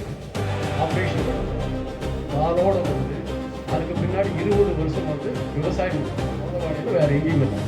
இப்போ ஹார்ட் அட்டாக்ல ஒரு காலெல்லாம் நல்லா இருந்து கடைசிக்கு. அதே மாதிரி இன்னொரு சம்பவம் எங்கள் வீட்டிலே இருந்தது. எங்கள் அண்ணார் ஒருத்தருக்கு காய்ச்சல் வரும். பொள்ளாச்சியில் ஒரு டாக்டர், உங்களுக்கெல்லாம் தெரிஞ்ச டாக்டர் தான், பேர் சொல்லுவாங்க. அவர்கிட்ட போய் இந்த காய்ச்சலுக்கு வைத்தியம் பார்த்து ஒரு 10-15 நாளில் அவருக்கு என்ன ஆயிடுச்சு, கொஞ்சம் கொஞ்சமாக வந்து வீக்கமாகிடுச்சு. உடம்பு பூரா வீங்கிறக்க ஆரம்பிச்சு, யூரின் நல்லா செக்ரேஷனே இல்லை. இந்த நேரத்தில் கொண்டு போய் வேதநாயக ஹாஸ்பிட்டலில் நான் டாக்டர் பண்ணேன். அங்கே போகிறபோது அவர் வேதநாயக ஹாஸ்பிட்டலில் ஒரு வாரம் 10 நாள் பார்க்குறாங்க. எனக்கு காய்ச்சல் வந்து நான் வந்துடுறேன். திடீர்னு பார்த்தா அன்றைக்கி வந்து வேற ஒரு டாக்டர் ரெஃபர் பண்ணி அவர் வந்து பயாப்சி எடுக்கணும் அப்படின்னு சொல்கிறாங்க. நான் அப்புறம் அடுத்த நாள் போகும்போது கேட்குறேன், பயாப்சி எடுத்து என்ன பண்ணுவீங்க? பயாப்சி பண்ணால் தான் தெரியும் என்னங்கிறது. பயாப்சி எங்கே பண்ணுவீங்கன்னு கேட்டேன். எத்தனை நாள் ஆகுது? 7 நாள் ஆகுது. 7 நாளைக்கு ஒரு உயிரோடு இருக்குது. எங்கே இருக்குன்னு தெரியாது. உடம்பு பூரா வீங்கிடுச்சு. 7 நாளைக்கு ஒரு உயிரோடு இருந்தால் தானே ட்ரீட்மெண்ட்டு. நீங்கள் எங்கே பயாப்சி பண்ணுவீங்களோ அங்கே இப்போ நல்லா வாங்கிட்டு அங்கே பார்த்துட்டு கூட்டிகிட்டு வாங்க. சொல்ல முடியாது, கூட்டிகிட்டு வாங்க. ட்ரெயினில் கூட்டிகிட்டு போங்க. சாயந்தரம் ஓபியில் போய் பார்க்குறேன். அந்த டாக்டர் ஒரு மாத்திரை கொடுத்தாரு. லாட்ஜில் தங்கிட்டு காலையில் போகிறேன். ஒரே ஒரு மாத்திரை கொடுத்தாரு. 15-20 நாளாக யூரின் போகாமல் இருந்தது. அன்றைக்கி ராத்திரி யூரின் போகும் காலையில் படிச்சு போயிடும். ஓபிக்கு போன உடனே மருந்து கொடுத்து ஊருக்கு போங்கன்னு சொல்கிறேன். எவ்வளவு பெரிய மாற்றம் மட்டும்தான் இங்கே இறந்தார். அதுக்கு பின்னாடி ரொம்ப காலம் இருந்து அப்புறம் தான் இறந்தார். ஹார்ட் அட்டாக் தான் அவரும் இறந்தார். நான் என்ன சொல்கிறேன்னா, தயவு செஞ்சு ஒரு டாக்டருடைய முடிவை வச்சுட்டு யாரும் வந்து முடிவு பண்ணாங்க. அது ஆப்ரேஷன் சொன்னாங்கன்னா வெயிட் பண்ணி இன்னொரு ஒப்பீனியன் வாங்காமல் இந்த காரணத்தை செய்ய வேண்டாம். இது வந்து ரொம்ப முக்கியம். நிறைய பேருக்கு தெரியாமல் நம்ம தப்பு பண்ணிட்டு இருக்கிறோம். எந்த டாக்டர்கிட்ட போகணுங்கிறது ஒரு பிரச்சனையெல்லாம் இருக்குது. அதுக்கெல்லாம் வந்து இப்போ வந்து எம்எல்ஏவை தான் அதுக்கு முன்னாடி முயற்சிகள்லாம் பண்ணிட்டு இருக்கிறோம். நிறையா டாக்டர்ஸ் அவங்க ஒப்பீனியன் சொல்லி இந்த டாக்டர்கிட்ட போகலாம் பண்ணுவாங்கிறது நிறைய கிட்டத்தட்ட 5-6 வருஷமாக செஞ்சுட்டு இருக்கிறோம். யாருக்காவது தெரியலன்னு சொன்னால் ஒரு ஃபோன் பண்ணால் அங்கே நாங்கள் கைடு பண்ணி அது மாதிரி இந்த டாக்டர் இதெல்லாம் சாப்பாடு விஷயம் சாப்பாடு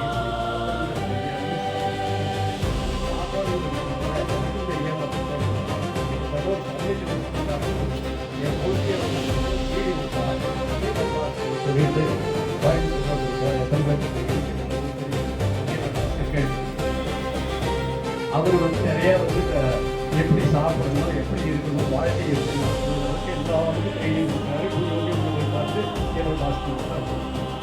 சாப்பிடுறது வந்து ஃபஸ்ட்டாக சாப்பிடணும், ஃபஸ்ட்டு சாப்பிடணும். கரெக்ட் டைம் சாப்பிட்டு போனோம்னா அந்த டைம் பசிக்கும்.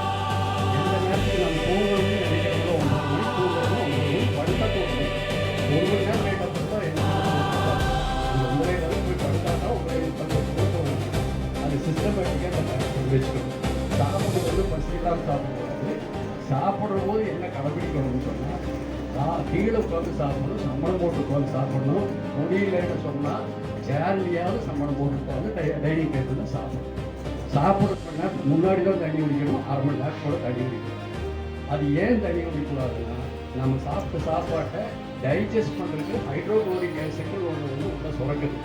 அந்த ஆசிட்டு தான் நம்மளோட ஜீரணம். இந்த தண்ணி கொண்டு போய் ஆசிட் கொடுத்தோம்னா ஆசிட்டுடைய வீடியை கொண்டு வரும். அதனால் வந்து டைஜஷன் ப்ராப்ளம் வரும். அப்புறம் சாப்பிட்ற போது ஒரு லட்டு இருக்குது. ஒரு கண்ணு தெரியாதவங்ககிட்ட லட்டை காட்டிங்கன்னா ஒன்றுமே பண்ணாது. அதே கண்ணு தெரியவங்கிட்ட லட்டையை கொடுத்து முன்னாடி கட்டிங்கன்னா வாயில் எச்சரிக்கணும். அப்போ என்ன அர்த்தம்? நாம் அதை வந்து ஃபீல் பண்ணணும். அது இனிக்குதுங்கிறது நமக்கு தெரிஞ்சால் தான் அந்த இது வருது. அதனால் சாப்பிட்ற போது அந்த சாப்பாட்டுடைய ருசியை தெரிஞ்சுட்டு சாப்பிடணும். இது இப்படி இருக்குது, நல்லா இருக்குது, நல்லா இருக்குதுன்னு நினச்சோம்னா உமிழ்நீர் சுரக்கும். அந்த உமிழ்நீர் சுரக்கிறதுலேயே கிட்டத்தட்ட ஒரு 40% வந்து ஜீரணமாகிடும். மிச்சம் கீழே போய் ஜீரணமாகிடும். இது மாதிரி சில விஷயங்கள் இருக்குது. யூடியூப்பில் போய் பாருங்கள். எல்லாத்துக்கும் இன்றைக்கி ஃபோன் கையில் இருக்குது. அதில் ஹீலர் பாஸ்கெட் போட்டு பார்த்தீங்கன்னா இப்படி எப்படியெல்லாம் இருக்கணுங்கிறத பார்க்கணும். தேவையில்லாமல் அலோபதி கொடுத்து மருந்து போகாது. காய்ச்சல், தலைவலி எல்லாமே வந்து உடம்பு தானாக பண்ணிக்கும். உள்ளுக்குள்ளே இருக்கிற ஒரு தொந்தரவை வந்து வெளிக்காட்டுறது தான் காய்ச்சல், சளி, எல்லாமே தலைவலி. உள்ளுக்குள்ளே நல்லா இல்லைன்னா தான் அது காட்டும். அதை வந்து அரசு பண்ணக்கூடாது. ஆனால் 3 நாள் இருந்தால் ஆனால் சரியாக போகும். அலோபதி மெடிசன் வந்து அனாவசியமாக எடுக்காதீங்க. அவசியம் ஏற்பட்டால் மட்டும்தான் அது போகணும். நாங்கள்லாம் அதையெல்லாம் தாண்டி வந்துட்டு இன்றைக்கெல்லாம் வந்து ப்ரெஷருக்கு ஒரு மாத்திரை தான் சாப்பிட்றோம். வேறு எந்த தொந்தரவும் சாப்பிட்றதில்ல. வேறு தொந்தரவுகள் வந்து ஆயுர்வேத வைத்தியமெல்லாம் பார்த்து இன்றைக்கும் 80 வயசுல கூட பேச முடியுது. எத்தனை பேர் இப்படி இருக்கிறாங்கன்னு தெரியாது. தயவு செஞ்சு உடலும் உள்ளமும் ரெண்டும் நல்லா இருக்கணும். உடல் நல்லா இருந்தால் உள்ளம் நல்லா இருக்கும். உள்ளம் நல்லா இருந்தால் தான் உடம்பு நல்லா இருக்கும். மனசு நல்லா இல்லைன்னா மனசு வேதனையில் இருந்தால் உடம்பு விட்டு போயிடும். உடம்பு நல்லா இல்லைன்னா மனசு தானாக வந்து வேதனை. இது ரெண்டும் நல்லா இருக்கணும். அதுக்கு வந்து அதுக்குண்டான முயற்சியை எடுங்க. பணங்காசு சேர்த்துறது ஒரு கொஞ்சம் இருந்தாலும் கூட இது ரெண்டையும் காப்பாற்றுற வேலை ரொம்ப முக்கியம்னு சொல்லிட்டு நன்றி கொடுத்து கண்டிப்பாக தலைமையுரை மரியாதை நிச்சயமாக அதற்கு முன்னாடி இந்த இதில் இருக்கக்கூடிய இந்த தீர்த்தமாகப்பட்டது எல்லாத்துக்கிட்டும் உங்கள் எல்லாத்துக்கும் கொண்டு வந்து சேரணும்னு சொல்லி இது எங்கிருந்து வந்தது அப்படிங்கிறத மிக சுருக்கமாக மரியாதைக்குரிய திருமதி சாந்தி அக்கா அவர்கள் சாந்தி அக்கா பற்றி சொல்லணும். நம்ம பால்டப்பாவுடைய நிறுவனர் தினேஷ் மாப்பிளுடைய தாயார்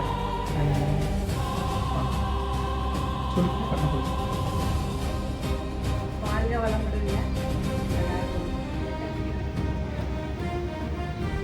ரொம்ப சந்தோஷமா இருக்குதுங்க.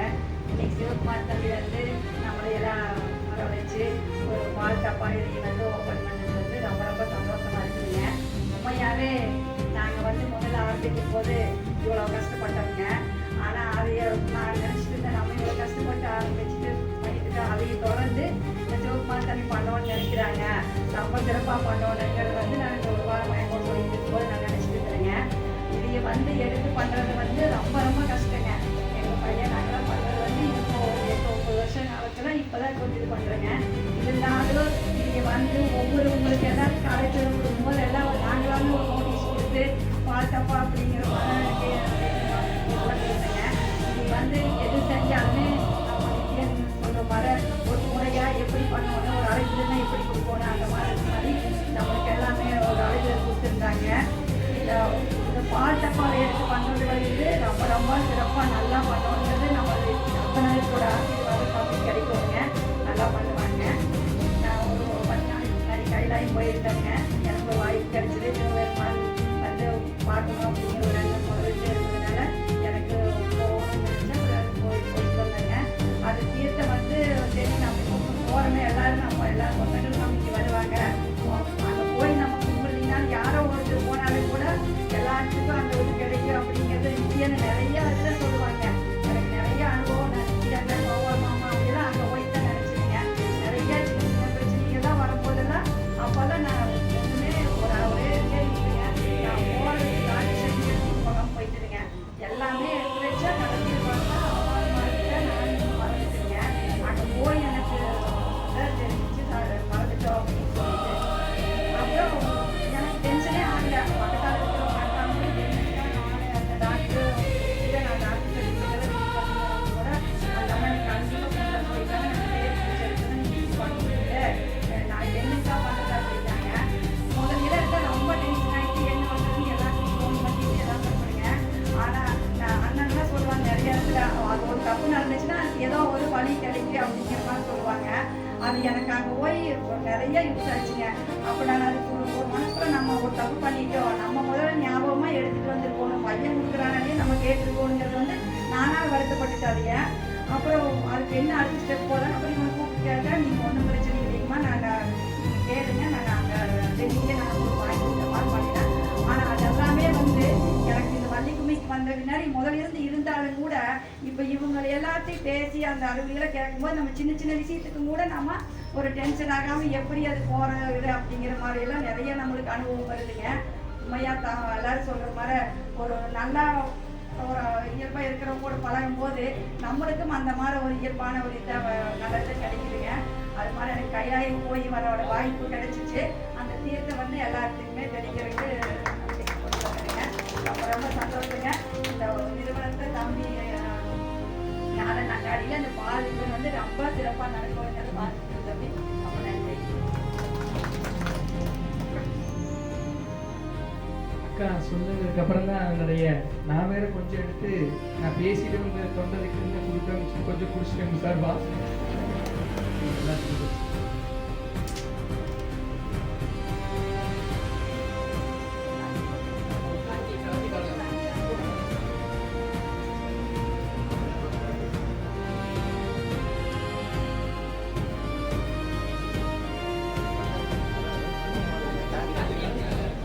தண்ணி கலக்க எல்லாத்துக்கும் இப்பொழுது நித்யானந்த மாமா அவர்கள் தலைமையுடைய சுமார் அன்போடு விளக்கினார். அனைவருக்கும் காலை வணக்கம். ரொம்ப நாள் ஆச்சு நம்ம வள்ளிக்கும்மி டீமோட கலந்து பேசி ஒரு பெரிய வெற்றியை நம்ம எல்லாரும் சேர்ந்து உள்ளாட்சியோட முன்னேற்றத்துக்காக இறைவன் கொடுத்துருக்காங்க. அந்த வெற்றிக்கு நேரடியாகவோ அல்லது இருந்த இடத்துலேருந்து மற்றவங்கிட்ட பேசியோ பிரார்த்தனை செஞ்சோ களப்பணியாற்றி சென்ற எல்லாத்துக்கும் மீண்டும் ஒரு முறை நன்றிகளை தெரிவித்துக் கொள்கின்றேன். இது என்னுடைய வெற்றி அல்ல, உங்களுடைய வெற்றி, உள்ளாட்சி மக்களின் வெற்றி. போய் ஒரு 3 நாளில் நம்முடைய கூட்டணியின் தலைவர் திரு ஸ்டாலின் அவர்கள் நேரடியாக தொலைபேசியில் கூப்பிட்டு சட்டமன்றத்தில் பேசிய உரை மிகவும் அருமையாக இருந்தது, பாராட்டுவதற்காக நேரடியாக உங்கள்கிட்ட பேசணும்னு சொல்லி ஒரு கூட்டம் சொல்லி பேசி இன்னைக்கு ஆளும் கட்சியில் இருக்கக்கூடிய பல அமைச்சர்கள், ஏன் முதலமைச்சருடைய பார்வை கூட உள்ளாட்சி சட்டமன்ற உறுப்பினராக என்னை தேர்ந்தெடுத்து அனுப்பிய உங்கள் சட்டமன்ற உறுப்பினர் மேலே பட்டியலிட்டு முதல்ல நம்ம திரும்பி பார்க்க வைக்கணும். அப்போதான் நம்ம சொல்றதை கேட்பாங்க. அந்த அடிப்படையில் இன்னைக்கு நம்ம ஆற்றிய உரை, எடுத்து வைத்துள்ள கருத்துக்கள் எல்லாம் கண்டிப்பாக அந்த சட்டமன்றத்தை நம் பக்கம் திரும்பி இருக்கின்றது. பெரிய நம்பிக்கை வந்துருக்கு. எந்த கட்சி ஆட்சியில் இருக்கிறது நமக்கு கவலை இல்லை. நம்மளா இருந்தோம்னு சொன்னோம்னா, நம்ம மக்களுக்காக உழைச்சோம்னு சொன்னோம்னா கண்டிப்பா நம்ம நினைச்சபடி அல்லது அதை விட மேலே நம்மளால செய்ய முடியுங்கிற நம்பிக்கை எனக்கு அந்த 3 நாள் ஏற்பட்டது. இன்னும் நமக்கு 5 வருஷ காலம் இருக்குது. கண்டிப்பாக பொள்ளாச்சி மக்களை நீங்கள் கொஞ்சம் பக்கத்தில் கிளம்புக்கிறதா இருக்கிறங்காட்டி யோசிக்க வேண்டாம். உங்களுக்கு நான் தான் எம்எல்ஏ, அதனால் அங்கே விக்னேஷ் கூட இருக்கலாம். ஆனாலும் விக்னேஷ் கூட எனக்கு நீங்களாம் வர வேண்டாம்னா நீங்கள் என்னென்னா சொல்லி விடுங்க அளவுக்கு நம்ம மேலே ஒரு உயர்ந்த இதை வச்சிருக்காரு. அதனால் பொள்ளாச்சி அது 5 ஆண்டுகள் முன்னேற்ற வேண்டும் என்ற அந்த எண்ணத்தோடு நீங்கள்லாம் அனுப்பிச்சதை கண்டிப்பாக பூர்த்தி செய்ய வேண்டிய நேரத்தில் இந்த வாய்ப்பு பயன்படுத்தி சொல்லிக்கிறேன். அதே போல் உணவே மருந்தே உணவுங்கிற மாதிரி இன்னைக்கு எல்லாமே ஒரு மாறி கொண்டிருக்கக்கூடிய சூழ்நிலையில் இப்படி ஒரு முன்னெடுப்பை எடுத்த முதல்ல சாந்திக்கா ஃபேமிலிக்கு சொல்லணும். தினேஷ், மணி அண்ணன், அம்மியெல்லாம் சொல்கிறதுக்கு மேலே அக்காவை சொன்னாலே போதும். அவங்க அந்த ஃபேமிலியே இப்படி ஒரு குடும்பமா என்று நான் வியந்தது உண்டு. இது கொஞ்சம் நம்மளோட டாபிக்லேருந்து விலகி இருந்தால் கூட சொல்ல வேண்டும். மருமகள் மகளோட தான் அந்த வீட்டில் இருக்கா. கரெக்டாமா? நான் முதல் நாள் போய் பார்த்தேன், எனக்கு புரியல. ஏன்னா இந்த குடும்பத்தோடு பழகக்கூடிய அந்த ஃபர்ஸ்ட் டே நாங்கள் போய் பார்க்கும்போது மகளா மருமகளா சந்தேகம் வரக்கூடிய அளவுக்கு மருமகளை பார்த்துக்கூடிய ஒரு மாமியார் எதை கேட்டாலும் மணி என்ன சாந்திக்கிறதுன்னு அவர் அவராக முடிவெடுக்க சொல்ல மாட்டார். அடுத்து தினேஷ், அம்மாவை சொல்லாம எந்த ஒரு பேச்சையும் ஆரம்பிக்காத ஒரு மகன். இப்படி ஒரு குடும்பம்.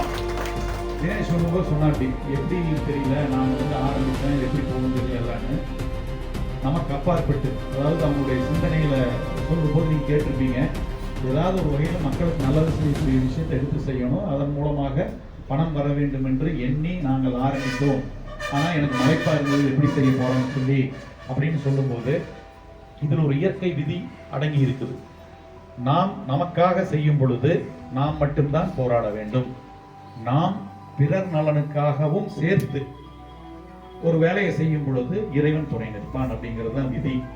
அந்த வகையில அவர்கள் எடுத்திருக்கக்கூடிய வேலை எப்படி வேணாலும் பணம் சம்பாதிக்கலாம், ஆனா இப்படித்தான் சம்பாதிக்க வேண்டும் என்று ஒரு கடினமான தொழிலை எல்லாரும் விலகி, ஒரு விவசாய குடும்பம் பரம்பரையா விவசாயத்தில் இருக்கிற கூட இப்படி ஒரு வேலையை செய்யறதுக்கு அஞ்சக்கூடிய சூழ்நிலையில் 150க்கும் மேற்பட்ட மாடுகளை வைத்து கிட்டத்தட்ட 30-40 பேர் மொழி தெரியாத, பாஷை தெரியாத மக்களை வைத்து இப்படி ஒரு பணி செய்கின்றார்கள் என்று சொன்னால் அது லாபத்திற்காக மட்டும் கிடையாது.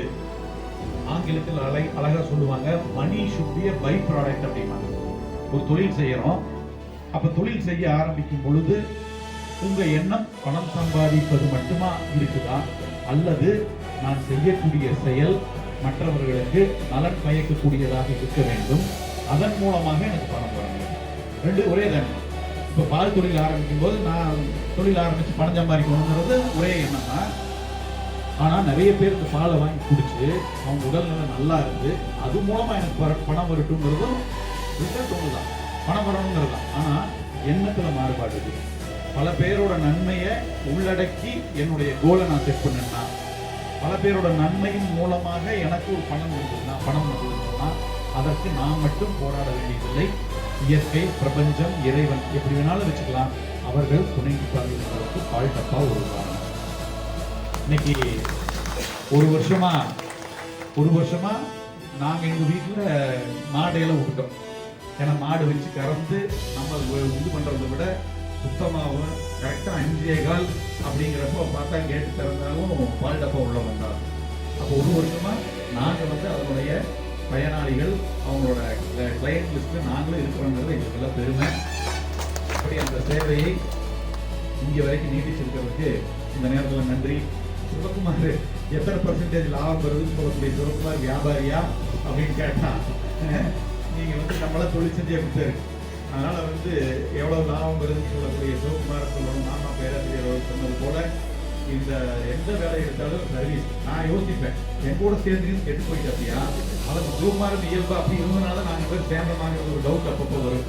ஏன்னா சர்வீஸ் சர்வீஸ் சர்வீஸ் எப்போ எதை கேட்டாலும் அது முன்னால் வந்து சர்வீஸ் நிற்கும். நாங்கள் எதாவது செய்யணும் அப்படின்னு சொன்னால் அதுக்கு முன்னால் வந்து இது பலனுள்ளதாக இருக்குமா இல்லையா அப்படிங்கிற அந்த கேள்வி நமக்கு எப்பவுமே இருந்துட்டு இருக்கேன். அந்த வகையில் சிவகுமார் இதை செய்கிறது லாபம், அதாவது உங்களுக்கு நல்லது செஞ்சு அதன் மூலமாக லாபம் வர வேண்டும் என்ற எண்ணத்தோடு இன்னைக்கு வந்து செஞ்சுட்டு சிவகுமாருக்கும் காவல்துறை ஆய்வாளர் வடிவேலுக்குமார் வந்துட்டு போனார்.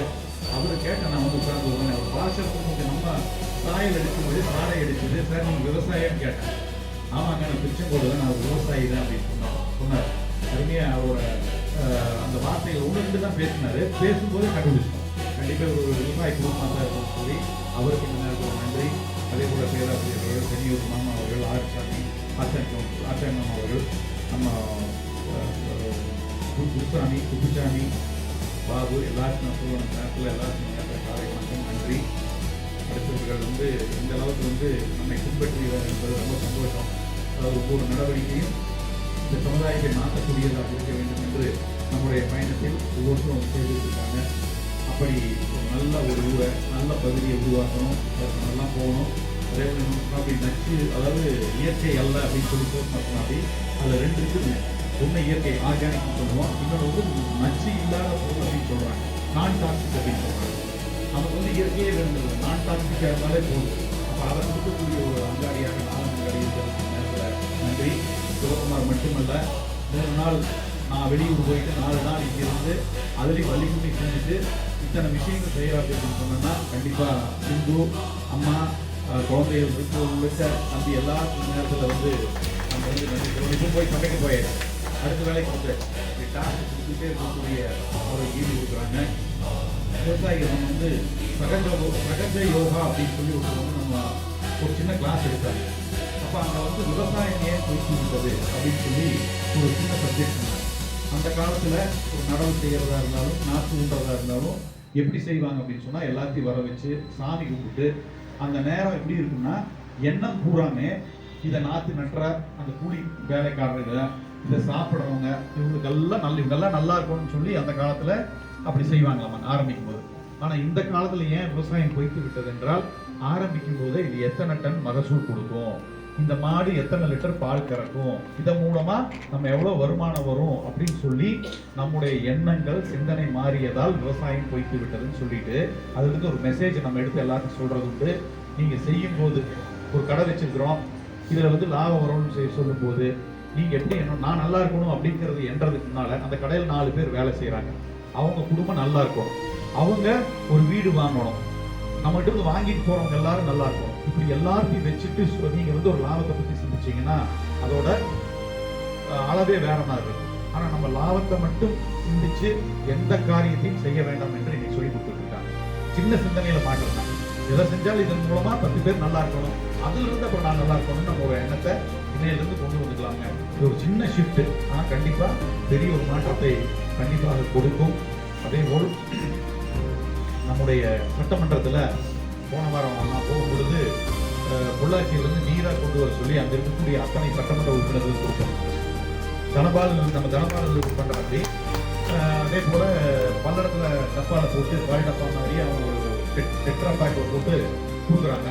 அன்னைக்கு தனபால் தான் அங்கே இருந்து வந்திருந்தா அப்படி வந்து அங்கே எல்லாம் இருக்கிற அங்கே கொண்டு வந்துட்டாங்க. ஒன்று 2 பேர் தான் எடுத்து குடிச்சாங்க. அதுக்கப்புறம் நான் போய் நின்று வர்ற அந்த சட்டமன்ற உறுப்பினர்கள் பூரா கூப்பிட்டு தயிரோட சாப்பிட்டு இருந்தாங்க. கூட நீராக சாப்பிடுங்க, ஹீட் போகாதீங்கன்னு சொல்லி நின்று அங்கே கிட்டத்தட்ட ஒரு 20-30 பேர் குடிக்க வச்சிட்டோம். ஒவ்வொருத்தரும் கேட்டவங்க இவ்வளோ இனிப்பு அதிலே இருக்குதா இல்லை போட்டு கொண்டு வந்திருக்கீங்களான்னு கேட்டாங்க. யாருக்குமே நீராக தெரியும்.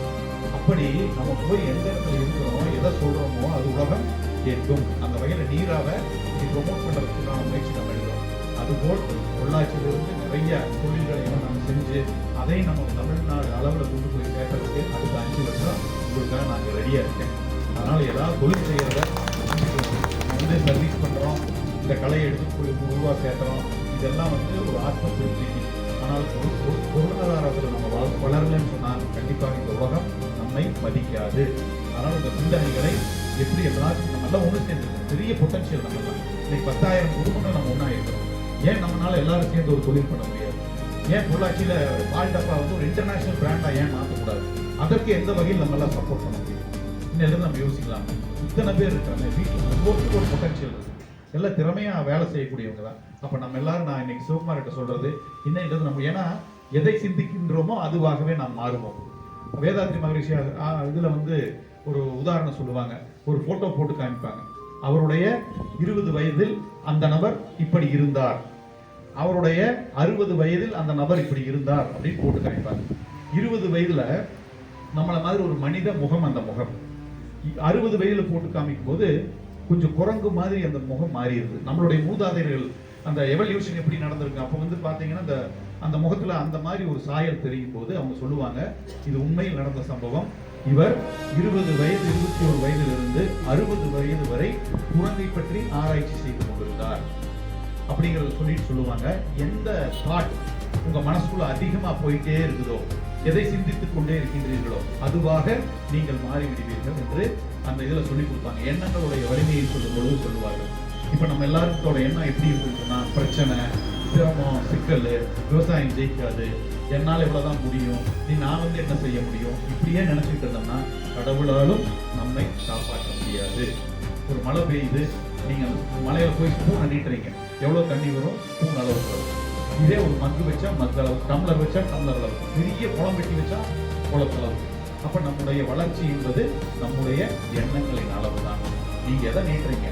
ஸ்பூனை நீட்டுறீங்களா? என்னால் இவ்வளவுதான் முடியும்னா அவ்வளவுதான், அதுக்கு மேல ஒரு பைசா கூட கடவுள் கொடுப்பேன்.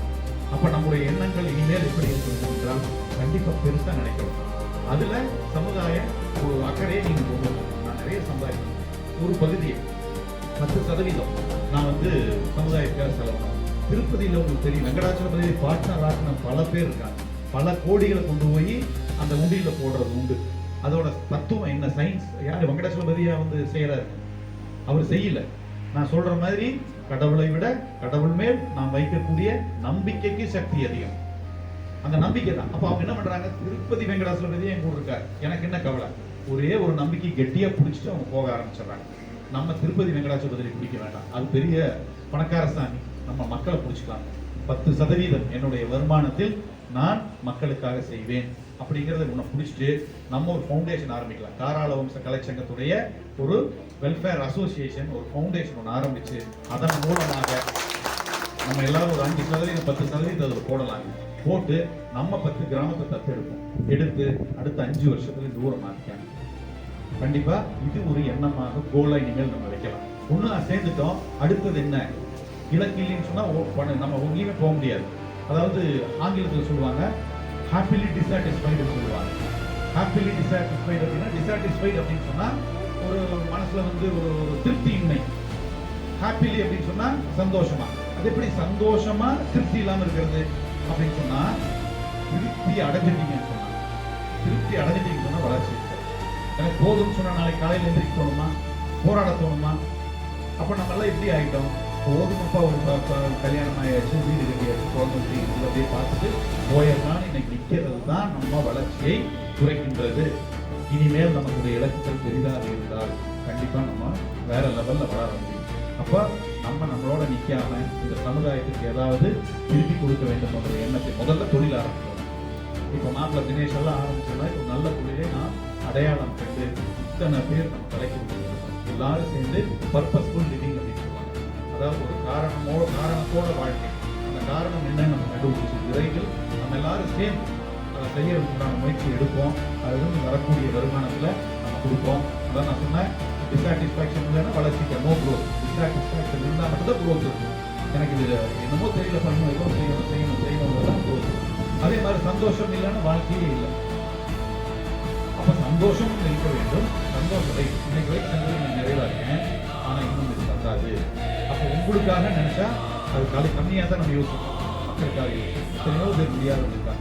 எல்லாத்துக்கும் செய்யணுங்கிற எண்ணத்தை இன்னையிலிருந்து நம்ம கலை குடும்பத்தில் ஒரு டார்கெட்டாக, ஒரு கோலாக, ஒரு குறிப்புகளாக, லட்சியமாக வைத்து நாம் அனைவரும் நம்ம முன்னேறி முன்னோக்கி செல்ல வேண்டும். அதற்கு நாங்கள் சில விஷயங்களை முன்னெடுப்பார். அதற்கு நானும் உதவி செஞ்சு நம்ம எல்லாரும் செய்யப்பட சொன்ன நேரத்தில் கேட்டுட்டு, வாழ்க்கை என்பது முழுமையற்ற தன்மையிலிருந்து முழுமையை நோக்கிய பயணம் தான் வாழ்க்கை. எல்லாமே முழுமையாக செஞ்சிருந்தா இந்த பிறவி கிடையாது. ஏதோ ஒரு கடவுள் முடிஞ்சிருப்பார். அப்போ நம்ம திருப்பி அனுப்பிச்சிருக்காங்க சொன்னால் கொஞ்சம் பாக்கி வச்சுட்டப்பா, போய் நீ கம்ப்ளீட் பண்ணிக்கலாம் அப்படின்னு சொல்றாரு. ஆனால் நமக்கு போன பிறகு நம்ம என்னவா இருக்கோம், என்ன தப்பு பண்ணணும் தெரியுமா? கண்டிப்பாக தெரியாது. ஆனால் அந்த வாழ்க்கையை எடுத்து வந்துட்டோம்னாலே அர்த்தம் என்ன அப்படின்னு சொன்னா, முழுமையற்ற தன்மையிலிருந்து முழுமையை நோக்கிய பயணம் தான் வாழ்க்கை. நம்மளால என்ன செய்ய முடியும்? அப்ப எனக்கு க்ளோஸ் பண்றேன் எப்படி? என்னோட அக்கௌண்ட்ல இருக்கக்கூடிய கடனை நான் தீர்த்து விட்டு அதாவது இன்னொரு பிறவியற்ற தன்மைக்கு போக வேண்டும் என்று சொன்னால் என்ன செய்ய வேண்டும்? என்னுடைய எண்ணம், சொல், செயல், இதை மூணும் கண்ட்ரோல் பண்ணக்கூடிய கெப்பாசிட்டி நமக்கு இருக்கு. அந்த ஆற்றல் நமக்கு இருக்கு.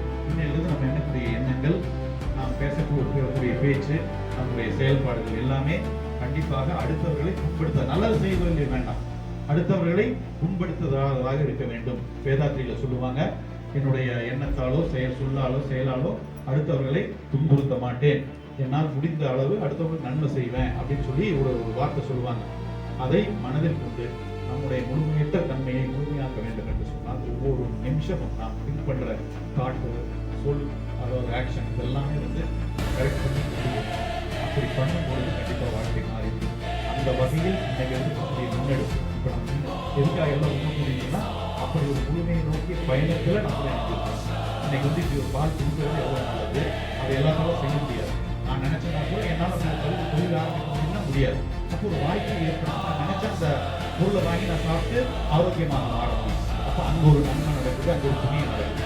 அப்போ அவர் குடும்பத்துக்கு மட்டுமல்ல, எத்தனையோ பேருக்கு நன்மை செஞ்சு புண்ணியம் பெறுறார். அதை கொண்டு இனத்திற்கு அவர் பகுதிக்கூடிய குறிப்பாக அந்த முன்னணி பணியாளர்களுக்கு கொடுப்பது என்பது அதை விட சால சிறந்தது. அதை செய்யக்கூடிய நம்முடைய சிவகுமார். அப்போ இதெல்லாம் நமக்கு என்ன இதில் எப்படி புண்ணியம் வரும்னு கேட்டால், சிவகுமார் என்ற ஒரு நபர் இன்னைக்கு சிவகுமாரா உலகத்துக்கு அடையாளம் காட்டப்பட்டது என்று சொன்னால், நித்யானந்தர் என்ற ஒரு நபர் நித்யானந்தர் என்று உலகத்துக்கு அடையாளம் காட்டப்பட்டார் என்று சொன்னால், நீங்கள் இல்லாமல் நாங்கள்லாம் இல்லை. என்னதான் இருந்தாலும் நாங்கள் அப்படியே வீட்டில் இருந்திருக்கோம். நான் பொது வாழ்க்கைக்கு என் பின்னால் நீங்கள் இருந்ததால் என்று நான் சொல்றோம். சிவகுமார் பின்னால் நம்மெல்லாம் இருந்தனால அவர் இன்னைக்கு ஒரு ஆசிரியர். அப்போ அவர் ஒரு வேலை செய்கிறார், காந்திக்கு ஒரு வேலை செய்யறாங்கன்னா, தாராளவம்ச கலை குடும்பத்தில் இருக்கக்கூடிய 10,000 பேருக்கு அந்த புண்ணியம் போய் சேரும். அப்படி ஒரு புண்ணிய காரியத்தை நம்ம ஏற்படுத்தியிருக்கிறோம். அந்த முழுமையற்ற தன்மையிலிருந்து நகர ஆரம்பிச்சிட்டோம். கண்டிப்பா எனக்கு தெரியும் அடுத்த 5 வருஷத்துல பொள்ளாச்சியில நான் செய்யக்கூடிய ஒவ்வொரு நல்ல செயல் மூலமாக வரக்கூடிய புண்ணியம் என்னை மட்டுமோ, என் குடும்பத்தை மட்டுமோ, எங்கள் நம்ம அமைப்பை மட்டுமோ சார்ந்து இருக்காது. தாராளவம்ச கலைச்சங்கத்தில் இருக்கக்கூடிய உங்கள் அனைவருக்கும் அந்த புண்ணியம் இருக்கிறது. அப்படி தவறுகளாலும் தேடல்களாலும் நகர்வதே வாழ்க்கை இல்லைங்களா? தவறுகளாலும் தேடல்களாலும் நகர்வதே வாழ்க்கை. அந்த பயணத்தில் நாம் பிறர் வாழ்வில் சேர்க்கும் நன்மையே நம்மை உண்மைக்கு இட்டுச் செல்லும். சொல்றேன், தவறுகளாலும் தேடல்களாலும் நகர்வதே வாழ்க்கை. அந்த பயணத்தில் நாம் பிறர் வாழ்வில் சேர்க்கும் நன்மை சேர்த்து சொல்றாரு. அந்த நன்மை தான் நம்மை முழுமைக்கு இட்டுச் செல்லும். அப்படி ஒரு முழுமையான வாழ்க்கையை நாம் அனைவரும் வாழ வேண்டும் என்று வாழ்த்தி, இந்த முயற்சி நன்மை பயக்க வேண்டும். அவர்கள் குடும்பத்துக்கு மட்டுமல்ல, சமுதாயத்திற்கும் நன்மை பயக்க வேண்டும் என்று வாழ்த்தி விடைபெறுகிறேன். நன்றி. இந்த பகுதியில் இருக்கிறவர்களை நம்ம வாழ்த்த வேண்டிய நேரம். அப்படி மிக சிறப்பாக இந்த பகுதியில் தொழில் செய்து கொண்டிருக்கும் ஒரு பெண் மிகச்சிறப்பாக நம்ம பகுதியில் கோர்படி பிரிவில் ஒரு பெண்ணாக இருந்து தன் மகனுக்கும் சேர்த்து பணி செய்து கொண்டிருக்கும் கிருஷ்ணாணி அக்கா அவர்கள் கூட இடமடை கிடைக்கிறோம்.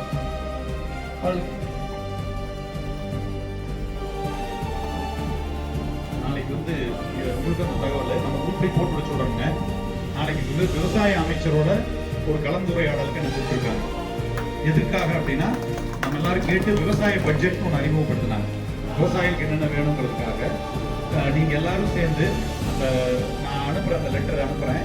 அந்த விவசாய பட்ஜெட்டில் பேச வேண்டிய விஷயங்கள் உங்கள் வியூவில் என்னெல்லாம் இருக்குமோ அதை நீங்கள் அனுப்புனா நான் நாளைக்கு போய் எனக்கு பேசுறது சௌரியமாக இருக்கும். ஏன்னா நம்ம இன்னைக்கு பேசாமல் விட்டுட்டு நாளைக்கு போய் அரசாங்கத்துக்கிட்ட போராட முடியாது. இப்போ அவங்க பட்ஜெட் ப்ரிப்பேர் பண்ணுறாங்க. இந்த ஸ்டேஜில் நம்ம என்னென்னலாம் சேர்த்தணும், விவசாயிகளுக்கு என்னென்னலாம், கூலி தொழிலாளர் வரைக்கும் விவசாயம் சார்ந்து எல்லா விஷயங்களையும் நாங்கள் பேச முடியும், அமைச்சர் முன்னால் பேச முடியும். அது பட்ஜெட்டாக மாறி வரும். அதனால அதில் ஏதாவது கருத்து இருந்தால் உங்கள் குரூப்பில் போட்டு வரக்கூடிய கருத்து எடுத்து நீங்கள் எங்களுக்கு அனுப்பிச்சா இன்னைக்கு நைட்டுக்குள்ள அனுப்பிச்சா நம்ம அதை சேர்த்துருங்க. இன்னைக்கு அந்த சம்மந்தமான கூட்டம் 11 மணிக்கு அங்கே வந்துட்டாங்க எல்லாரும். அந்த ஏடி டிபார்ட்மெண்ட் எல்லாத்தையும் வர சொன்னாங்க என்ன தேவை இருக்குதுங்கிறதுக்காக. எல்லாரும் வந்துட்டதுனால பாதியில் உங்களை விட்டுட்டு போகிறேன். மீண்டும் சந்திப்போம். வளர்ச்சி ஒன்றுதான் நம்மளோட நோக்கம். கண்டிப்பாக சந்திப்போம். நன்றி, வணக்கம். முத்து அவருடைய புத்தகத்தை நமது சட்டமன்ற உறுப்பினர் கொடுக்கிறேன். இப்பொழுது பாபுமாமா அவர்கள் கொண்டாடி பூர்த்தி கௌரவப்படுத்துமாறு அன்போடு கேட்டுக்கொள்கிறோம்.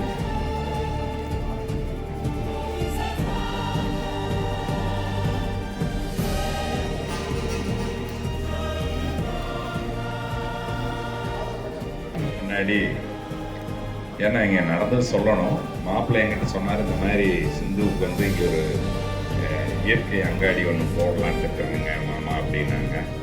நான் அப்போ சொன்னேன், என் மாப்பிள்ளை டவுனுக்கு கொஞ்சம் வெளியில் இருக்குது, எவ்வளோ இது எப்படி இன்னும் கொஞ்சம் உள்ளே இருந்தாலும் கூட பரவாயில்ல, ரொம்ப அவுட்டராக இருக்குது, பண்ண முடியுமா, நல்லா யோசனை பண்ணிட்டீங்க. நான் ஒரு பொருள் வாங்கிட்டு அதை விற்கணும். இல்லைங்க மாமா, கண்டிப்பாக நம்ம ஒரு நல்ல பொருள் எந்த இடத்துல இருந்தாலும் கொடுத்தா போகும் அப்படின்னு சொன்னாங்க. அது சொன்னதுக்கு ஏற்ற மாதிரியே தான். ஏன்னா இப்போ அவங்க சொன்ன பொருள் நாங்களே என்ன வேணாலும் பொள்ளாச்சின்னு சொல்லுவோம், அனுப்பிச்சி விட்டுருவாங்க. அந்த மாதிரி தரமான பொருள் தான். எப்போ மாப்பிள்ளை சொன்ன மாதிரி அவங்க எப்பவும் பேச்சு அந்த மாதிரி தான், செயல் அந்த மாதிரி. ஒருத்தர் பேச்சு ஒரு மாதிரி இருக்கும், செயல் ஒரு மாதிரி இருக்கும். ரெண்டுமே அப்படி சிறப்பாக பண்ணி இவ்வளோ தூரம் வளர்ந்து. அதே மாதிரி தினேஷ் மாப்பிள்ளை பால் டப்பா, நாங்கள் எங்களுக்கு காட்டில் மாடே இருந்தாலும் இந்த பால் டப்பா இருந்தால் பால் வந்துட்டு இருக்கு. ஏன்னா நாட்டு பால் டப்பால வச்சுக்க முடியல. அப்படி காலையில் 5:30 மணினா கரெக்டாக அந்த பால் வந்துடும். இன்னைக்கு காலையில கூட சாமி கொஞ்சம் பால் டப்பா நேரமே கிளம்புற எடுத்து உள்ளே வச்சுட்டு வர அப்படின்ட்டு இந்த மாதிரி சிறப்பாக செய்யக்கூடியவங்க. இப்போ நல்ல விஷயங்கள் செய்யலை கண்டிப்பாக அது நம்ம நல்லவங்க எல்லாரும் சேர்ந்துருவாங்க. அப்படி சிறப்பாக இந்த பால் டப்பாவும் நாதன் இயல்பு அங்காடியும் மேலும் மேலும் வளரணும். அதே வாழ்த்து அனைவருக்கும் என்னோட சார்பாக நன்றி தெரிவிச்சுக்கிறேங்க. நன்றிங்க. இப்பொழுது நன்றி உரை கனகவச்சன் அவர்கள். எல்லாத்துக்கும் வணக்கங்க.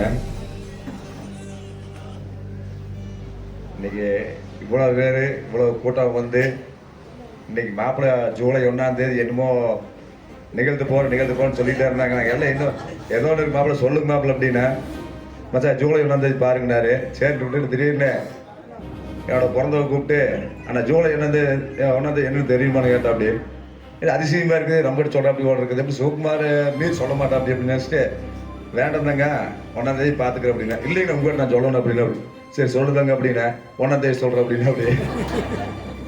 அப்படி இந்த 1ஆம் தேதி இவ்வளோ விஷயமாக இன்னைக்கு தான் தெரியும் எனக்கு. ஒரு 2-3 நாளுக்கு முன்னாடியே நம்மளுக்கு மாப்பிள்ளை அந்த வாட்ஸ்அப்பில் அனுப்பிச்சிருந்தாரு.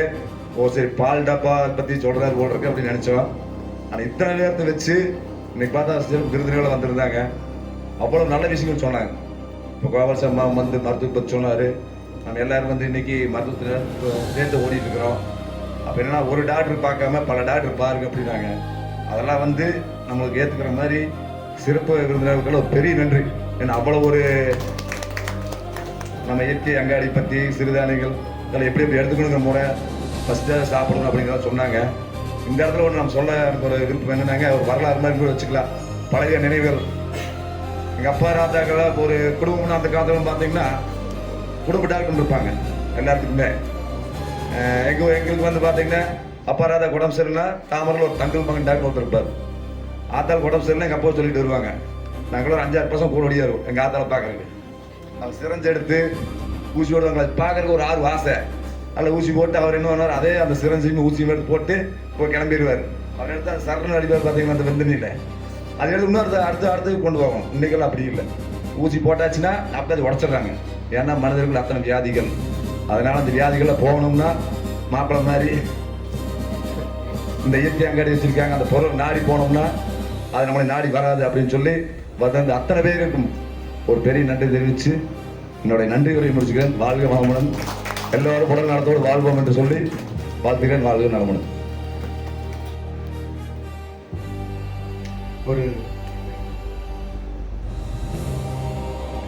சபரி அவர்களுக்கு சத்தியவேல் மாமா அவர்கள் பொன்னாடை போர்த்தி கௌரவப்படுத்துமாறு. இந்த துறையில் வந்துட்டு நம்ம தற்சார்பும் தன்னிறைவும் அடையணுங்கிறது எங்களோட விருப்பம். அதில் வந்துட்டு குறிப்பாக கல்வி, வேளாண்மை, கட்டுமானம், மருத்துவம், இந்த 4 துறையில் வந்து நம்ம தற்சார்பும் தன்னிறைவும் அடையணும் கண்டிப்பாக. அப்படி வேளாண்மையில் ஒரு தன்னிறைவு அடைவதற்கான ஒரு வாய்ப்பாக இந்த நாதன் இயல்பு அங்காடி கண்டிப்பாக இருக்கும். அந்த வகையில் ஒரு நன்றி சொல்லிக்கிறேன் நான். அது அந்த 4 துறையிலும் ஒரு அடிப்படை கருத்துக்களை சொல்லக்கூடிய புத்தகங்கள் அது இருக்கும். நன்றி. இந்த துறையில் வந்துட்டு நம்ம தற்சார்பும் தன்னிறைவும் அடையணுங்கிறது எங்களோட விருப்பம். அதில் வந்துட்டு குறிப்பாக கல்வி, வேளாண்மை, கட்டுமானம், மருத்துவம், இந்த 4 துறையில் வந்து நம்ம தற்சார்பும் தன்னிறைவும் அடையணும் கண்டிப்பாக. அப்படி வேளாண்மையில் ஒரு தன்னிறைவு அடைவதற்கான ஒரு வாய்ப்பாக இந்த நாதன் இயல்பு அங்காடி கண்டிப்பாக இருக்கும். அந்த வகையில் ஒரு நன்றி சொல்லிக்கிறேன் நான். அது அந்த 4 துறையிலும் ஒரு அடிப்படை கருத்துக்களை சொல்லக்கூடிய புத்தகங்கள் அது இருக்கும். நன்றி. நிறைவாக நம்மளுடைய இறைவாழ்த்தோடு நிறைவு செய்வோம்.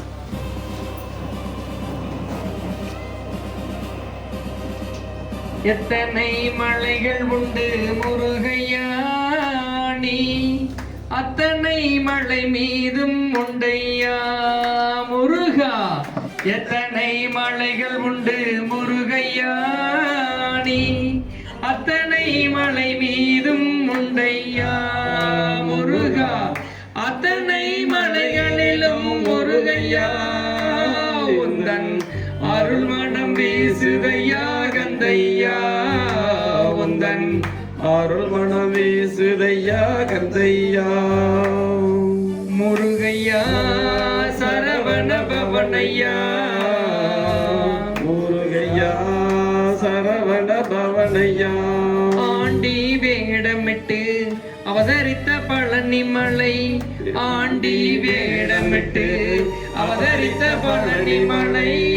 அப்பனுக்கு பாடம் சொன்ன சுப்பையா சுவாமி மலை, அப்பனுக்கு பாடம் சொன்ன சுப்பையா சுவாமி மலை. முருகையா சரவண பவனையா, முருகையா சரவண பவனையா.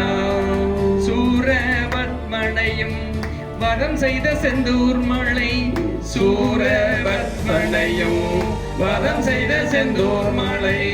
திருமண கோலத்தோடு திருப்பரங்குன்ற மலை, திருமண கோலத்தோடு திருப்பரங்குன்ற மலை. முருகையா சரவண பவனையா, முருகையா சரவண பவனையா. வள்ளியை மனம் முடித்து நின்ற தணிகை மலை, வள்ளியை மனம் முடித்து நின்ற தணிகை மலை. நாவல் பழம் கொண்டு பாடம் சொன்ன சோலை மலை, நாவல் பழம் கொண்டு பாடம் சொன்ன சோலை மலை. முருகையா சரவண பவனையா, முருகையா சரவண பவனையா.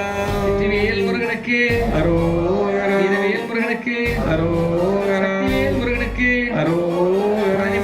இது மனைக்கு அரோகரா.